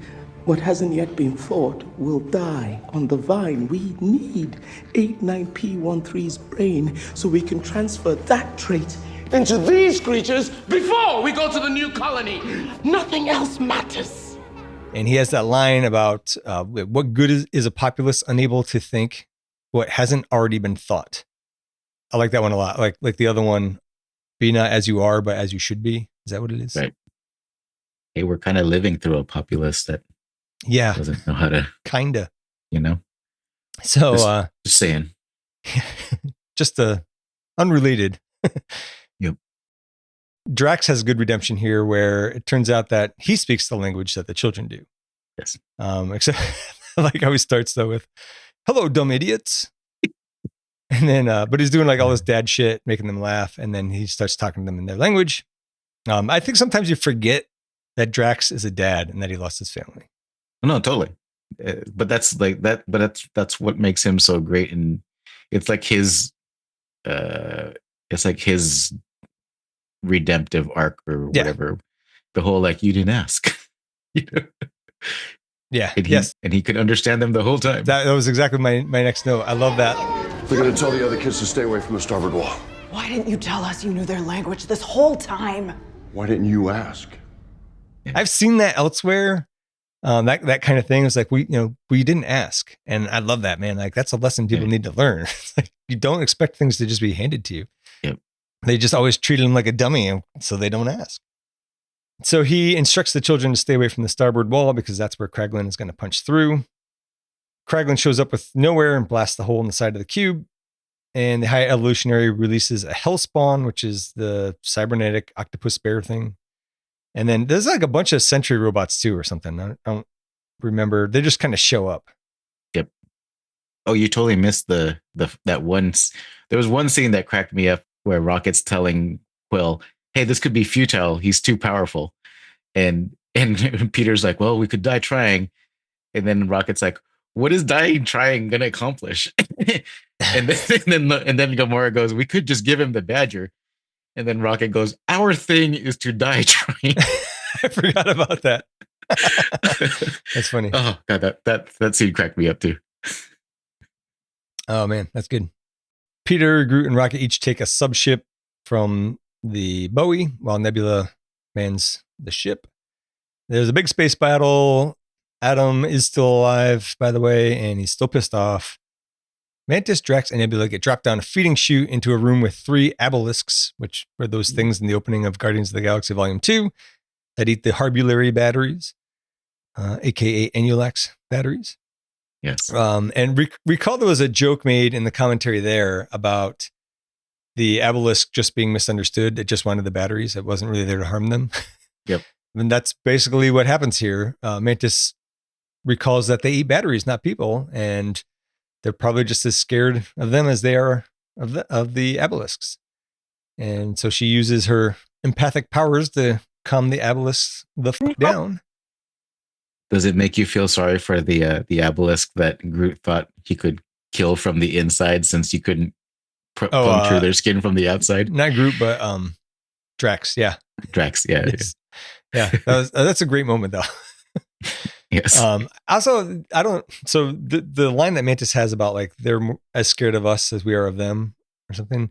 Did you ever read the Pale Green Pants story by Dr. Seuss? No, that just reminded me of that. It's the same idea. You know, they were just as scared of I as I was of them, or something like that. Anyways, that's for the Dr. Seuss nerds. So bad shit is happening on Nowhere because the robot things that the High Evolutionary released. And we get the mandatory Michael Rooker appearance when Kraglin sees a vision of Yondu telling him to use his heart to control the Yaka arrow. And then Kraglin takes out a bunch of those robot drones en masse. But Behemoth, that was the name of the bird person. Behemoth still gets by and gets the drop on him. But then Cosmo comes to the rescue. And then, the bird person's like, a dog. A dog. And yeah. And Kraglin's like, and she's a very good dog. And then Cosmo telekinetically squishes behemoth between two chunks of concrete. And then is very happy that she was called a good dog. Yes. So we finally got closure on that. There's way too much going on to get into it all, but Peter, Gamora, Rocket, and Drax all eventually make it back into the cube, potentially blowing up Adam in the process. Spoiler alert, no. And then another great part with this is one of my top scenes with Chuck Woody doing the as the High Evolutionary. Yeah. On the bridge of the Arete. Sire, you have an irrational obsession with this animal. You must stop for God's sake. There is no God. That's why I stepped in. Yeah, that's awesome. Good. That's a good line. That's up there with Gary Oldman's Everyone in The Professional, right? Yep. A little more to this one, I think. And then everybody does a mutiny on him, and Recorder Vim claims to take control of the Arete, but the High Evolutionary goes Super Saiyan and basically blows up the bridge. Would you have confronted him like that though, knowing how powerful he is? I feel like I would have waited for my time. It was probably a better moment to do it, yeah. Yeah. I don't know if she knew that he could do what he did though. Just have the burst of energy wiping everybody out. Nebula, Mantis, and Drax ride the obelisks through a wall and find the rest of the gang. And then it's time for them to do their thing. Gamora reluctantly goes along. The Arete is blowing up all over the place, so they definitely need to save the kids. And there's a lot more fighting to save the kids and to get to the High Evolutionary. I love that fight scene though. Oh, the one in the hallway? Yeah, the no sleep till Brooklyn one. You just thought it was okay. Yeah. That was a good one. It just felt like it was there just to be there. I'm not saying it was bad, but it was we just want to show off some cool camera shots. And it's shot to look like a wonder, but it's not actually a wonder, James Gunn said in the commentary. Oh, really? Yeah. I mean, it definitely has some cool things. And Groot basically shish kebabbing a bunch of people and creatures with his arm. There's cool shots. I just felt like it feels weird to say that it was a break in the action. It was a break in the progress, I think. Oh, I liked it because it seemed like peak Guardians of the Galaxy action, because they're basically all fighting like a super elite superhero team. Yeah. And just even when you were mentioning Groot, Groot making his arms go really long, and then Rocket running up and down up and down the arms and shooting people in the face and stuff. And just the teamwork that they all exhibited. Yeah. Was pretty sweet. I think, with how everybody kind of goes their separate ways at the end, it's almost going to be an entirely new team of Guardians. I guess you do kind of need this scene of them all together, all working like that. So that's what made it sadder, that they were all breaking up, right? Because you were just oh, that was such a great, or to me at least, it was such a great fight scene. Again, totally fine, good fight scene. I just kind of wanted to keep going at this point though, but it didn't drag, so it's fine. Adam is still not dead, but he is dead tired and passes out. But Groot saves him. I feel like they could have left him and he would have been fine, but because they saved him, I think he has a change of heart, kind of becomes a good guy at this point. I don't think we ever find out. I think Aisha may have died, but no, she did. Remember, she died on the planet when the High Evolutionary started blowing it up. Right. I mean, I guess I just don't know. Did she actually die? But I'm assuming she did. Yeah. Do you know about the planned Stan Lee cameo here? No. Before he died. Because he was already dead when they were shooting, right? Yeah, but he hadn't died when in the writing process. He hadn't died yet. There's the scene when Mantis lets that severely mutated creature out of the cell. Yeah. She shrieks when she first sees it, right? This way to Thank you. Yes, you're welcome. I was screaming at something scary behind you, not you. You look really cool. yeah. She's like, I was screaming at something behind you. Yes. You look really cool. Yeah. So that creature is called Lambshank, and it's voiced by James Gunn, but it was supposed to be voiced by Stan Lee. And I think that was also supposed to look a little bit more like him. But thank you. That was going to be a thing. That's good. And then, there's another cameo here that you would never know. There's no way of knowing unless you read it somewhere, listen to the commentary or whatever, or even watch, maybe if you watch the deleted scenes. But did you see Flecktick? It's this green-headed alien. He's got like 17 frames of screen time. No. It's the computer just runs by him. It's Pete Davidson. Oh, no. Yeah, I totally didn't. In the commentary, James Gunn said there's a longer scene with him and Peter where they're talking and stuff. And they shot it, but it kind of stopped the action too much, so they had to cut it. But they needed the scene where Peter runs in that room or like runs by, and Pete Davidson's in there. And they thought it'd be too weird to have Pete Davidson be there for half of a second. And so they're like, "Sorry, Pete, we got to like CGI over your face and make you an alien." Oh, so I thought you were gonna. I mean, a totally different scene, but the carrot guy in Orgo Corp. Yeah. You remember how Gamora was like, "I'm gonna start with this guy that looks like a carrot," and then he panics. Yeah. Is that guy anything, or is he just a regular? I don't think so. I looked into it, and I think it's just another character in the comics. Oh, okay. But I'm not positive. There is the deleted scenes have the full scene that has Pete Davidson in it, and like it made me chuckle. I thought it was pretty good. Worth checking out. So working with Kraglin, Nebula patches into the remains of the Arete Bridge, and they marry the hole in the cube to the port of nowhere, and then Cosmo holds them in place telekinetically. In the commentary here, James Gunn said that everyone expects the Guardians of the Galaxy, or at least one of them, to die in this movie. And that's the twist, that no one dies, which I think is a lame twist. But also, I did not expect anybody to die. So, but I don't know. Who was expecting him to die? I mean, I think when they released the trailer, that doll of Star-Lord that Nebula was carrying, people thought that maybe Star-Lord died because of that, but we'd already gone past that. Yeah, we were way past that, right? Yeah. But because of that kind of thing, this is why I'm worried about Superman. Yeah. I'm a little worried that he's losing his touch. I hope I'm wrong. I really, really hope I'm wrong. Yeah. But Superman is actually the first movie that he will have written, directed, and produced. So he's got nobody telling him no. Yeah. So I'm a little worried, but hopefully those concerns are unwarranted. And it's a new cast altogether, right? Except for maybe Nicholas Hoult. I hadn't heard of the other folks before this. Yeah, other than Nicholas Hoult and Nathan Fillion, I don't know most of those people, but we'll see. It'll be soon enough. We'll find out. Actually, Isabel Merced in it. You may know her. You may know her as the, what do you call it? Was it Danny in The Last of Us? The girl that Ellie kisses.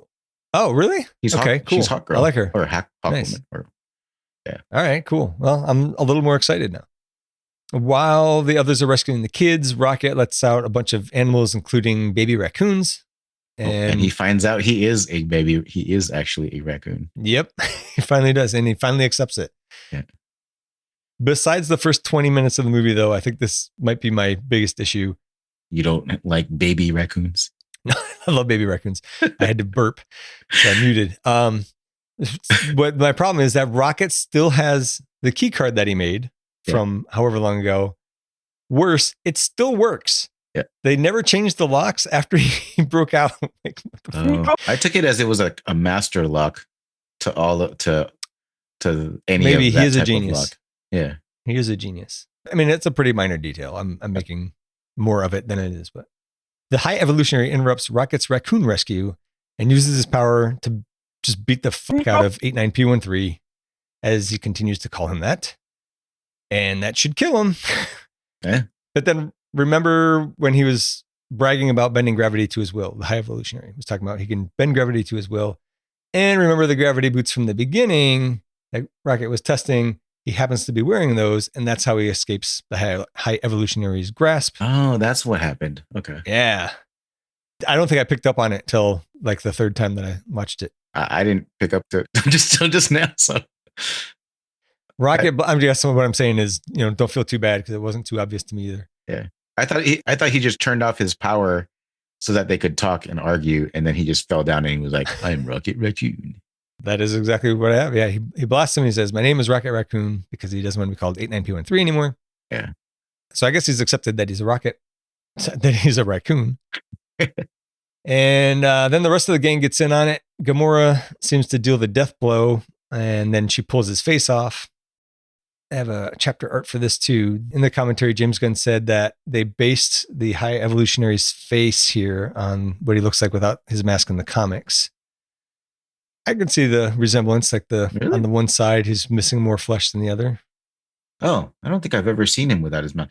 I've seen him with his. I guess they're in the comic books. He has like a silver face, but I didn't realize that was like his mask. Huh. Cool. So then it looks like they let him live, and I figured that he would just die. That part I just that doesn't don't make get. sense. Like he blew up an entire planet of people in front of you guys, and you're gonna let him. And he's already also demonstrated how powerful he is.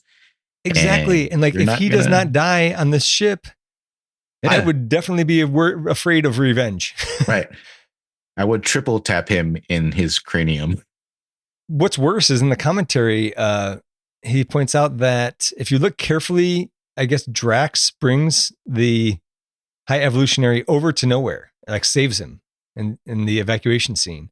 I looked, I couldn't find it. Wait, really? Yeah, but I guess they saved him. And then there's a deleted scene where they lock him up in a cage on nowhere. I was like, what is holding him in there? You know, how are they stopping him from using his powers?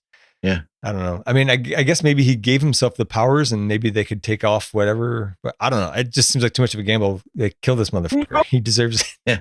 Like I didn't get the whole part, like, cause I'm a guardian of the galaxy. So guard the galaxy and kill this motherfucker. Yeah, exactly. Yeah. Ooh, that's an excellent point to answer a question I have later. Yeah. Anyways,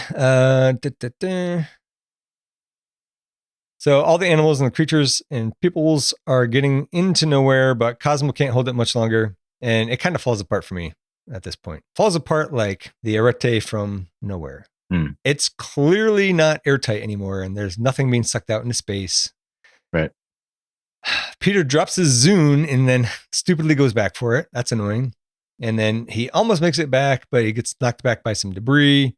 Hey, why would it be so hard to keep them together, though, in the vacuum of space? Not that I would. There's nothing. Is it because the explosions are pushing the arete away? And I guess so. I don't know. I just, this whole part was unnecessary. Yeah. It was all to be like, oh no, Peter's going to die. And I didn't really think that was going to happen. So his face freezes. Why isn't he wearing his cool helmet thing, by the way? Because it was broken in Guardians of the Galaxy 2? He has it in, I think he has it in Endgame. But does he have it in when he special? blips back in Endgame? Actually, he has it in Infinity War too. I don't know if he has it in the Christmas special. Maybe he lost it somewhere, but I thought it was weird. Like he should have had that. Yeah. Also his jet boosters on his feet. Yeah. What happened to those? I don't know. See, those uniforms are stupid. He doesn't have any of his cool stuff that he had with his regular clothes. Fair enough. Yeah. So then everybody's standing on the open port of nowhere. Right. Open to the vacuum of space. Adam flies in and saves Peter. This is the other reference to the Michelangelo thing. It's the Sistine Chapel painting. Oh, the finger thing. I did see that. Yeah, that one's a little more obvious. Yeah. And this is the point where James Gunn was like, don't read into it. It's just fun visuals. I just didn't get it. Why didn't he just grab him? Was he trying to? Yeah. I don't know. Just so they get fun visuals. I also thought this is not supported by anything that I was able to find. Yeah. I just think that it maybe because if you look at the painting of the Sistine Chapel, maybe it's James Gunn making a tiny dick joke about Chris Pratt. So anyways, Adam flies in and saves him. And then of course, Peter's fine. His face is a little fucked up for a bit, but that's it. Right. And it's totally fine later. And it just, unnecessary moment. We didn't need that. Nobody thought he was going to die. Yeah. The only thing that I thought redeemed it was later when Rocket gets the Zune and it says, I went back for this for you. That was the only thing I could think of. But we knew that the Zune was important to him from the beginning. Well, also, Rocket's a genius. Why hasn't he made a Zune for everybody and copied the data over or whatever? Like, there's no need for this to be this one precious thing. Yeah. then it's basically the end. I appreciate that Gamora doesn't get back together with Peter. Same. She doesn't even stick around. She leaves with her Ravager team. Quill retires. He's going to go to Earth. He finds Grandpa Quill. That got me a little bit. Mantis also decides to leave. Don't know where she's going. She just needs to find out what she wants to do. Oh, I thought she was just going to stay on Nowhere. Because when she was talking about we're going to rebuild society, I thought she just meant they were rebuilding Nowhere. I thought Nebula was doing that. Oh, Mantis. Yeah, Mantis, you're right. Mantis was going to go do her own thing. Yeah, Nebula is going to lead the city of Nowhere. Rocket's the new Guardians leader. They all hug before splitting up.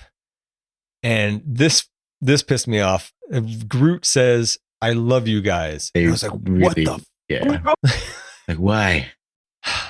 So the only justification I can get from this is because of what he said. And there is something in the commentary here as well. But the thing about the telepathy before. So James Gunn says that Groot didn't say that. But what we as the audience heard was, "I love you guys," because of the telepathy thing, because now we've got to know Groot enough. I kind of get it, but it needed to be explained to me. And I just, I hated that so much. If like it only makes sense to me now because you told me about that behind the scenes commentary. Right. So nowhere does anybody imply that Groot is and it would have been dumb if like when Gamora was like, "You guys are just making it up, right?" And Peter's like, "Well, no, actually he has some amount of telepathy. And if you get to know him well enough, then you understand what he's saying when he says angry." Right. And that would have been horrible. So I don't know.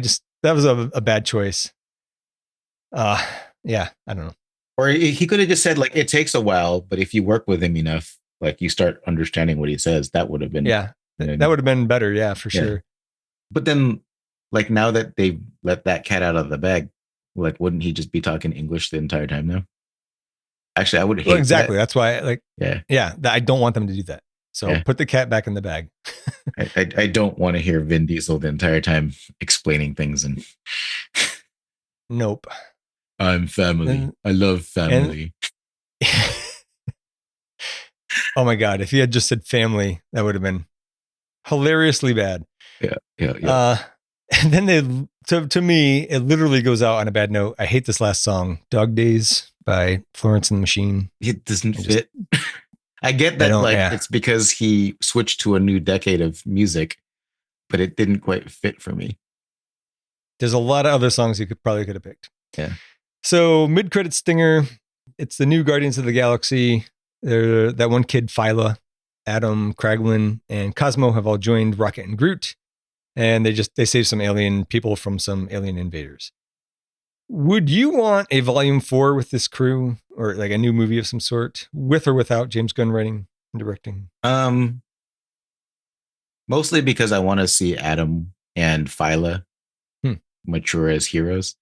Yeah. But I'm kind of over Kraglin, mostly because I like Michael Rooker so much as Yondu.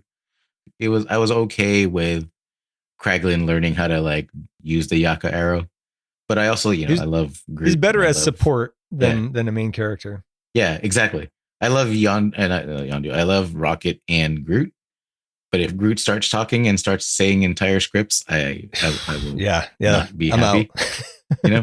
So I don't know. I'm torn because it feels like hey, there's a potential Avengers 2 moment for these guys, but I don't know. I'd also be okay with saying goodbye to the Guardians of the Galaxy. Oh, totally. Yeah. But apparently Star-Lord's coming back. Right. And that's we are just about to get to that. So the post-credit scene, it's breakfast at Grandpa Quill's. Not a whole lot to talk about there, but did you see the newspaper headline? Oh no, I didn't. And it says alien abduction. Kevin Bacon shares all. Oh yeah. Nice. And then it's then they have the legendary Star-Lord will return. And I would be fine with like a cameo or a meaty part in an upcoming Avengers movie. Mm-hmm. But in the commentary, he says that this sets up a legendary Star-Lord movie where Quill tries to adjust to life on Earth. And he's like, if Marvel wants to do it. But I also don't think that he's going to be the one to do it. So I don't know. What would that even be about? Like he doesn't look like he has any of his gadgets with him. I mean, he's trying to adjust to life on Earth. I mean, I don't know what the underlying plot would be, but I would presume that there'd be some kind of threat that he has to face off against. Also, where did he get a members only jacket in his size if he was abducted when he was, what, 8? I don't know. I didn't catch that he was wearing one. That's funny. Yeah. Maybe Rocket made it for him. Maybe. All right. Well, that takes us to changes we'd like to have seen. I have a pretty short list. I'm going to go first if you don't mind. Sure. I would make it less sad sacky at the beginning. Trim it down a lot, or just, make it was so depressing. And then, get rid of the Peter death fake out there at the end. For sure. And never let Groot say anything but I and am and Groot, exclusively in that order. Yeah. That's definitely on my list. Everything that you have is on my list. But I think on my list also is, I'm not sure how much of a fan I am of infantile Adam Warlock. So that's kind of on my list. I still would have fixed this. I still would have cut out the scene with all of the animal civilians, just because to me it was so obvious that techno pyramid thing was the lair. I feel like I should have caught that. You know what I mean? But they were flying because they were flying over the planet, and when they were deciding where to land, they should have seen it. Well, actually, to be fair, 2-3 miles from me is a giant pyramid, and it's a carpet warehouse. Oh, is it?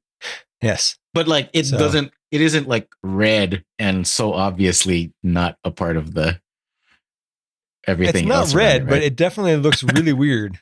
And it's got like this weird, it's like a glass pyramid, and then it's got another pyramid on top of it that's just like girder beam structure stuff.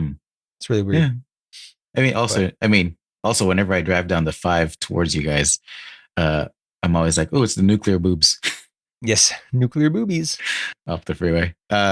Also, yeah, the Groot thing saying "I love you guys" is definitely on my list. I hate that more than anything now. Yeah. But the Mantis go home. I'm not understanding if Mantis and Peter just found out that they were siblings, why they would separate and go their separate ways. Like, I feel like Mantis would want to go home to Earth with Peter and see what Earth's life is like. Mm-hmm. So her taking off with the obelisks, I'm not really sure how to feel about that, but I just feel like it would have been better if the two of them went home together and explore being family, because that's what she's been missing the whole time, right? Yeah. But yeah, also not sure what other song that they would have used outside of the Florence and the Florence. I mean, I didn't put any thought into it. I'm sure I could find something, but yeah, I had already spent a lot of time on this. Yeah. But I will say that when Drax started dancing, then I started like smiling at the end and went, okay, I'm okay with this ending. Because at first, when everybody was splitting up, I was just like, man. But it's cool. All right. So should we move on to ranking? Yeah. We have Rotten Tomatoes scores are 82% with the critics, 7.2 out of 10. It's 92% with the audience, 4.5 out of 5. 68% with the top critics and 94% with the verified audience. I mean, the audience higher. Is just pretty high no matter that's always like that with it. It's always lower with top critics and always higher with verified audience, because top critics are snootier, verified audience doesn't have the trolls. Yeah. So I'll let you want to go? I think I know where mine is. I feel like James Gunn really dug himself a hole in the first 20 or 30 minutes of this movie. But then he climbed all the way out of it with the Orgo core break-in scene. Mm-hmm.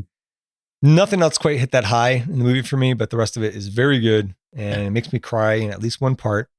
It's colorful and creative, visually arresting at times. And unlike Quantumania, there's also a great story here with deep and well-developed characters, as well as a villain well-suited to the movie. Yes. And then, so I had one other potential issue. Do they save the galaxy in this one? And that's where I was thinking about, because they saved Rocket, but are they saving the galaxy? And you brought up a good point. If they didn't kill the High Evolutionary, because you were like, kill him, you're the guardians of the galaxy. That's how you guard the galaxy, is by getting rid of this dude. But they didn't kill him. And but he's potentially still alive. So he's potentially still alive. I think it's kind of a question mark, right? Yeah. So that's my final thoughts. And then I have a tier and a potential rank, I think. But if you had any final thoughts you wanted to throw in first, go for it. No, I mean, I think it's definitely not as good as Guardians of the Galaxy 1 for me. It's definitely better than 2. Oh, okay. Yeah. Sorry, I misunderstood. Yeah. Yeah, it's definitely better than 2. All of my issues with it, I could gloss over because there are so many parts that are so much like that are so good. Yeah. All of the Batch 89 scenes were just so great. Even just seeing how far the Guardians themselves have come as individual characters, feel like it's paid off being on this journey. Like they don't stay the same character that they were in the first movie. They're clearly different. Like you were talking about how much different Nebula is now versus how she was when we first meet her. Like all of that stuff it's just great, and you can see like I think that's why I liked that hallway scene fight a lot. Is that to me it was like the culmination of 1, 2, and 3. Like they've clearly fought through a lot of stuff together, and now even Gamora, they're all fighting like as this one really highly functional like unit. And it's great to see. And that's kind of what makes saying goodbye to them kind of sad, is that they've reached peak Guardian form, and now I agree. They're going to head off. So I really liked it, even though there were some things that I had issues with, like the "I love you guys." But though now I guess I kind of get it, what you were talking about with that behind the scenes commentary about what the telepathy Groot is actually saying. But that's also why I don't want to see a 4th. Yeah, exactly. I think it's solidly B tier. I don't think you would disagree, right? Yep. Okay. That's exactly where it is. And then I agree. I think it is better than Volume 2. Mm-hmm. But is it better than Black Panther? Right. I think so. Oh, okay. You don't. I don't know. Okay. Because and then I said, is it better than Shang-Chi? And I said, I don't think so. And it's definitely not better than Captain America, the First Avenger. We're in the same page then.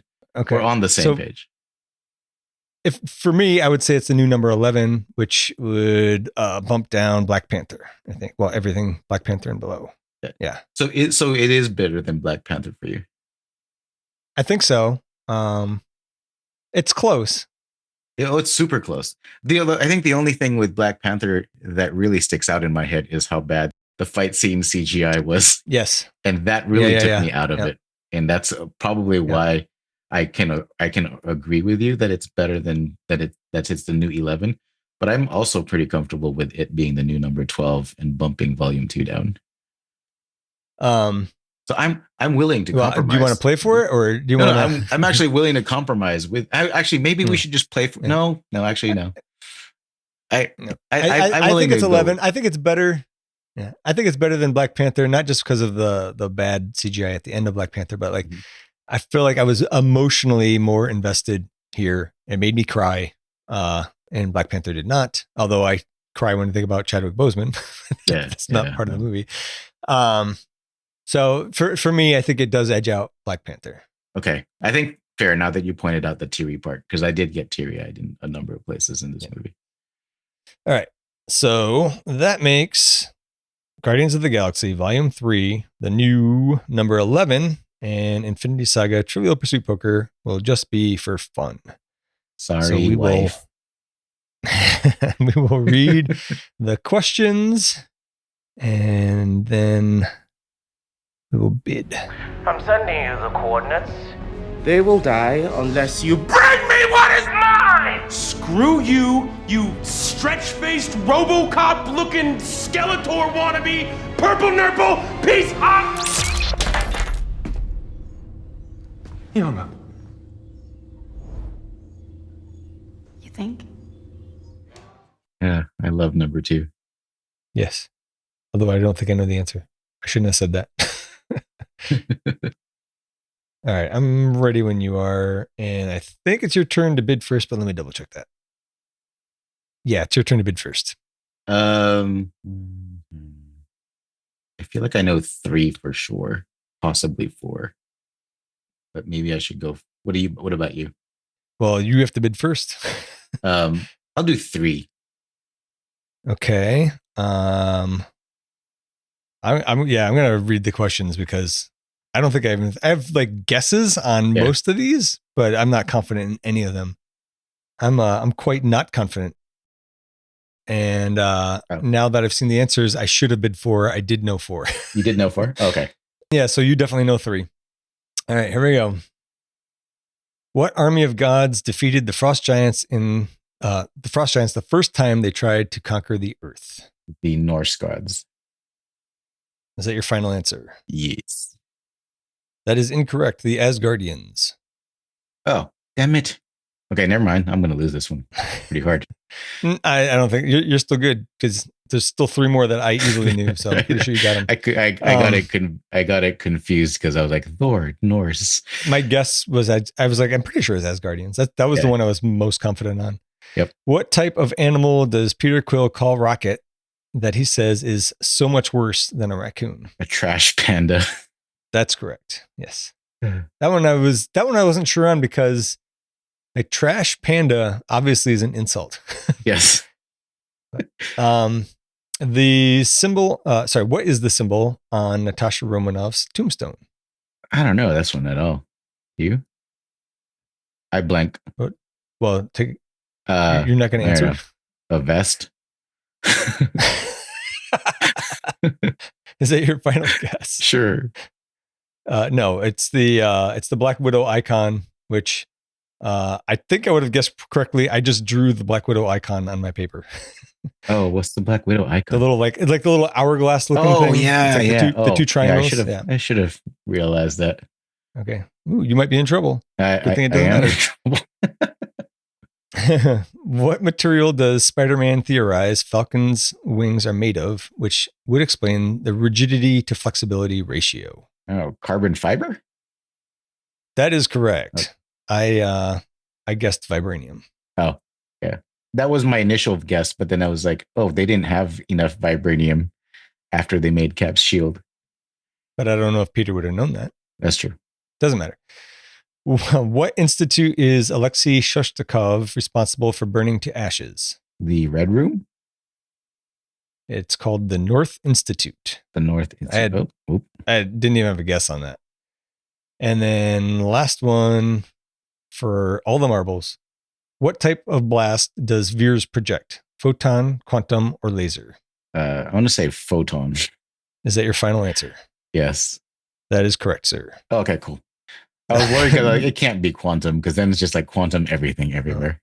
No, I just know like her. I rewatched the Marvels already, and there's a lot of photon power. Got it. So I think maybe that's why I knew it. Okay, good. You just squeak by. You got your 3, and it didn't matter anyway. Yes. That's it for Guardians of the Galaxy Volume 3. Next up should be our Thunderbolts quick take, if everything goes according to plan. Okay, cool. And then the Marvels, which is from November 11th, 2023. If you want to contact us, you can email us at absolutelythebestpodcast@gmail.com. Join our Discord. There's a link in the show notes. We also have links there to our socials and a couple ways you can help support the show. Leave us a review. Please help us spread the word. Tell your jubes, tell your grandma, and tell your jube's grandma. Thank you for listening, and have a great day. Bye. Absolutely the Best Podcast is a production of Audio Johnny, a subsidy of Corporation Johnny. Corporation Johnny. If it exists, we own it.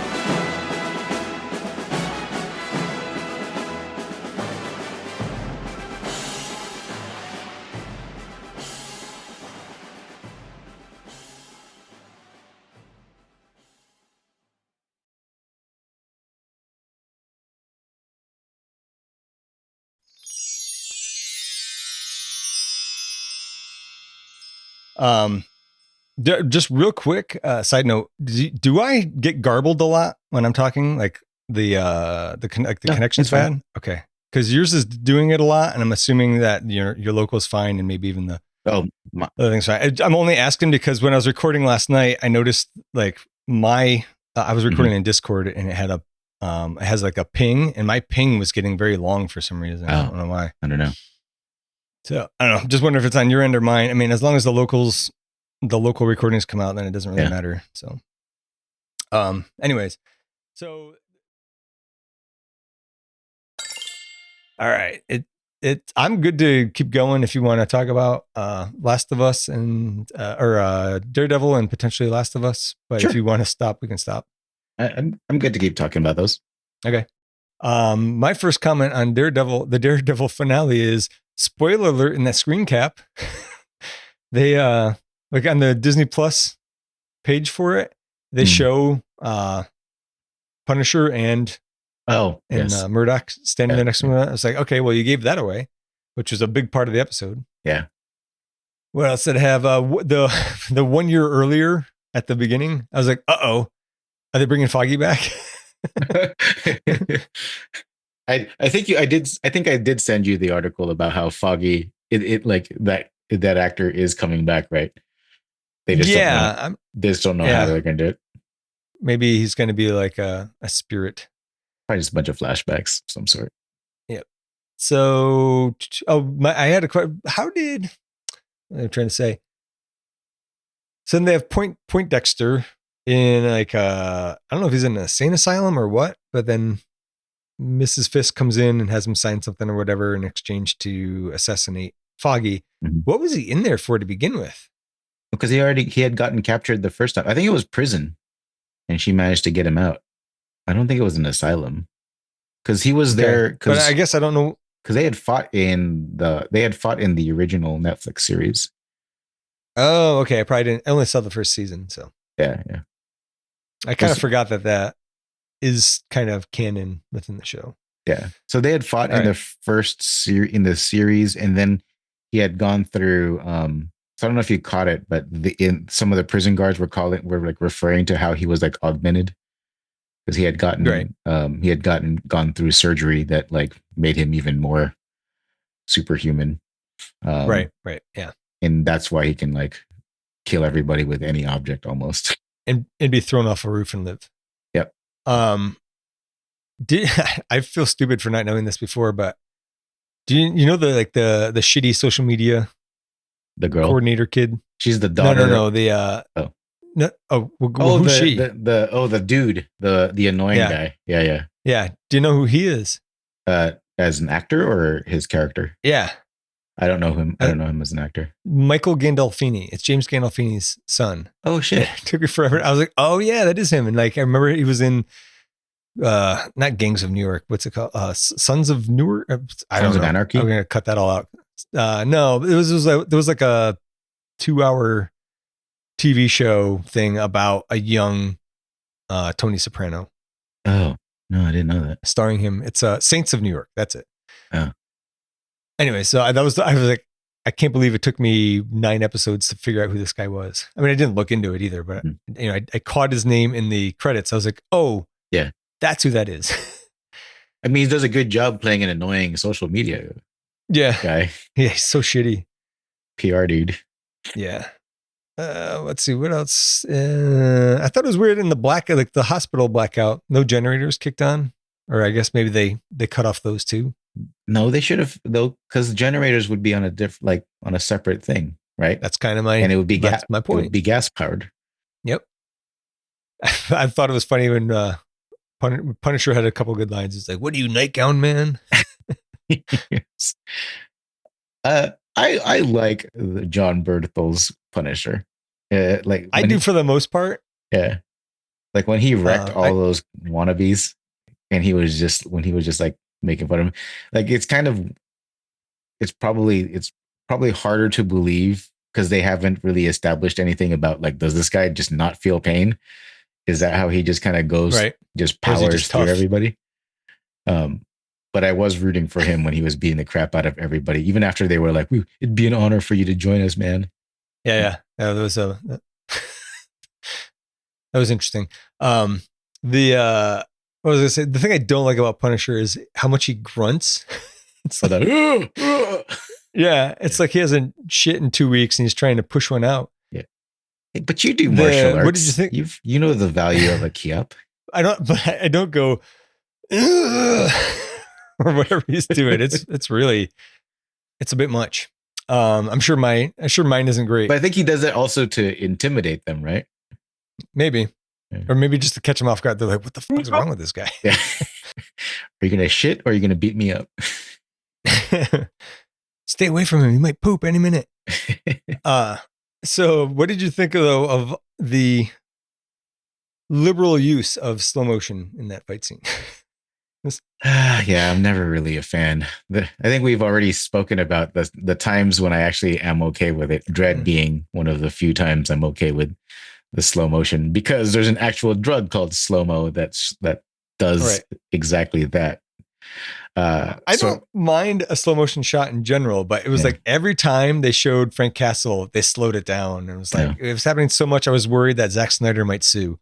Yeah. In general, I'm not a fan of it being used in action shots because it feels like the action coordinator phoned it in instead of making something that's clean and something that they can actually looks great, and done in real time still looks great and clean. I feel like they just phoned it in by doing. In general, I think it also covers up like clumsy / slow choreography. Yeah.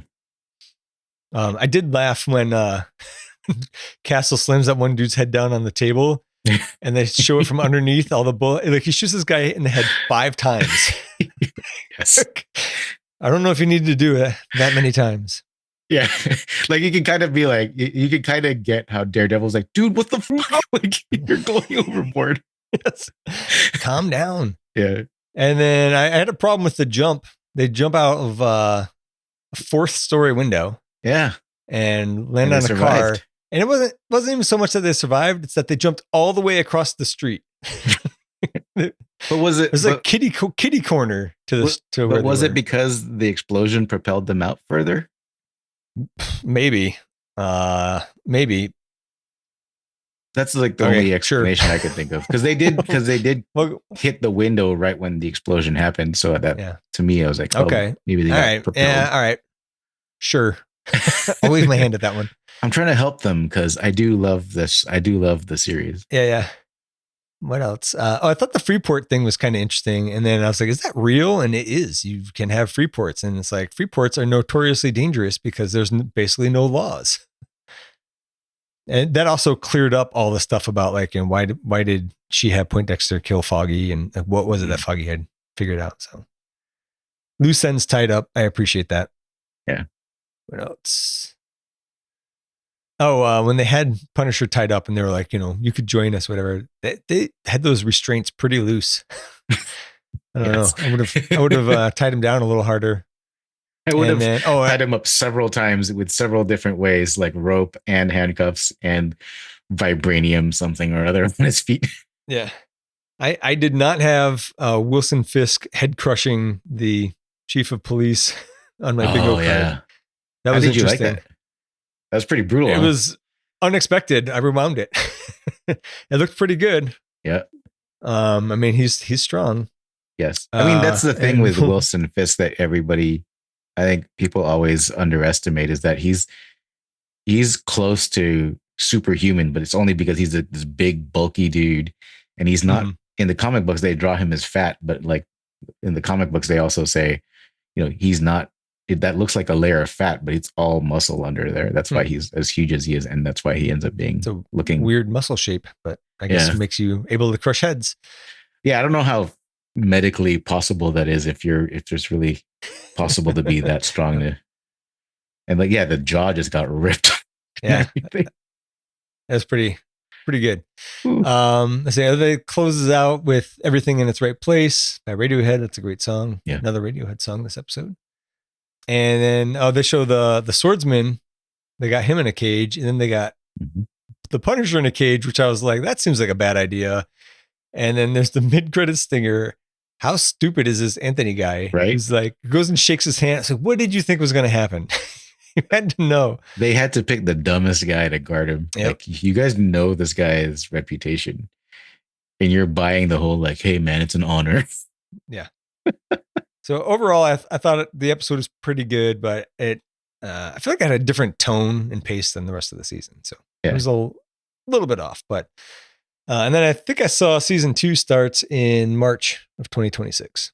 So we have that to look forward to. Yeah. So far, but still, I mean, sometimes you get like, sometimes they're like, yeah, we finished this up. Hopefully it gets renewed. And then like 3 months later, it's like renewed and like, okay, we can start production in 6 months and then we'll have something out a year from that. It can easily take a very long time. Yeah. Yeah. The I did appreciate the ending where Daredevil walks into that room and it's like a bunch of everybody. And like I did appreciate, because I think part of me felt like, hey, like this Wilson Fisk's crime unit, this little task force of his, kind of makes it seem like cops are all bad, but I did like that there were a lot of good cops in Daredevil's corner, and that's, I think, something like that Cherry. people miss. I like that guy. Although, is he a cop anymore? Cherry? No, he's a private investigator now. He'd retired from the force, right, in the first episode. Okay, so do you want to also talk Last of Us? Yeah, how'd you like that? That was a good one. Man, so let me first say that MT in the Discord, if you're still listening, stop because you haven't watched this. Or if you have finally, then continue. We were chatting about it a little bit on the Discord. I have to He's catch like, I haven't up watched on it Discord. yet. Yeah, I'm like, don't spoil it for yourself. Yeah, I liked it. Like I had said, that season 2, episode 1 was very good, but entirely predictable. Like Ellie getting bit again, the roots in the pipes. Obviously, I thought that was super obvious that that's bad and there's going to be bad stuff in there. Yeah. Not having played either game, the evolved fungus person, the stalker, that was a little bit of a surprise. Oh yeah, that one. And I fully enjoyed that episode. But that was episode 1, wasn't it? Yeah. Episode 1. We haven't really discussed, I don't think. So I'm discussing it now. So I fully enjoyed it. I hope that's the low point of the season though. And it was kind of like that for me with season 1, where I thought the first episode is the weakest, and there's like huge air quotes around weakest. Great, still great. I still love it. Yeah, but I loved episode 1. It just goes up from there, right? The last season. So my notes at the time were like, I hope it plays out like season 1, where episode 1 was the least great. And man, did they play me like a fiddle, because like season 2 or episode 2 totally caught me off guard the entire time. And all the things happened that I did not think were going to happen. Yeah. Yeah. The only thing that I had a slight issue with was, I feel like they could have milked Abby a little bit more, because I feel like we just got introduced to her, and then all of a sudden, one more episode, she killed Joel. Yeah, it was really interesting. So she falls down that hill, and then I was like, "Oh, what's with this field of bodies?" And I was like, "Oh, is this like what they were talking about?" The guy's name, but whoever was talking. Yeah, I was like, "Oh, this is bad." And then like they all get up, right? Yeah, and then the whole like they were using them as like warmth to shield them from the cold or something. Yeah. And then I was like, oh, it was just interesting when she was being chased, and like the chain link fence falls over. Like that was all super intense. That one what are they called? The one infected guy, whatever, is sticking his hand through the fence so hard it's splitting it up the middle. Oh yeah, that was good. That was gnarly, right? So that was a great scene. And then she's rescued by Joel of all people. I was like, oh, this got really interesting. Yep. And so I was like, okay, they were so about the to next, give up, because she was like, I'm gonna go inside. And then the other guys were like, I'm going to convince her to stop this whole hunting for Joel thing. Right. Yeah. So then I was like, okay, well, the next couple of episodes are going to be like, how is she going to like kill him? Or maybe she's not going to kill him because he saved her. Yeah. And nope. They go back to the, to hole up with their friends because it's too dangerous to go back to Cheyenne. Is that where they're at? Yeah. Yeah. And then even when she shoots him in the leg, I was like, whoa, that was unexpected. Yeah. That's going to take a while to heal. I was totally not expecting him to die, all the way up to the point where she stabbed him in the neck. I was like, they killed him. And I had watched like half the episode and had to take a break, like in the middle of the big battle, which was also awesome. Yes. I had to take a break. I thought it was the middle. It was almost the end of that part. I had to take a break, put my kids to bed, and then I watched the rest kind of late. And then like I had to go to bed after that. I slept so poorly. I was so like depressed and just like, wow, what did I just watch? You were depressed because Joel died? Yeah. I was, and I was just thinking about it. I'm like, well, it's not the Joel show, right? If anything, it's Ellie's show, but it's really about the people. It's kind of Walking Dead. You have multiple main characters, right? So I don't know. I accepted it begrudgingly, and like great TV, amazing, totally caught me off guard. Yeah. So kudos for that. But I am bummed. I will miss him. Yeah. It sounded like it was very traumatic just filming it. Yeah, I'm sure. I hope they don't bring him back a bunch of times in flashbacks, because that'll kind of take away what was great about this. But yeah, but I really liked that the big battle scene was good too, with like the flamethrowers. Yeah, I appreciated that. What's Joel's brother's name? Tommy. Tommy like uses an entire flamethrower on that bloater, and it's still coming for him. Yeah, and I was like, oh, his wife's gonna come and rescue him or whatever and shoot him in the head, and it just happens to like be just enough that it kills him. Right. And he's okay, and Tommy's okay. So all that was really great. It's totally subverted expectations at every turn after what I thought was an entirely predictable first episode. So yeah, that was extremely well done. I have been played hard. Oh, it was so good. Yeah, even the whole plan to defend their settlement from the all makes sense. infected. I was like, hey, that's a pretty good plan. Yep. Up until the infected decided, let's just bum rush them and go and climb the roof. I was like, what? Yeah. You guys didn't lock the door behind you guys? No. A little oversight there, but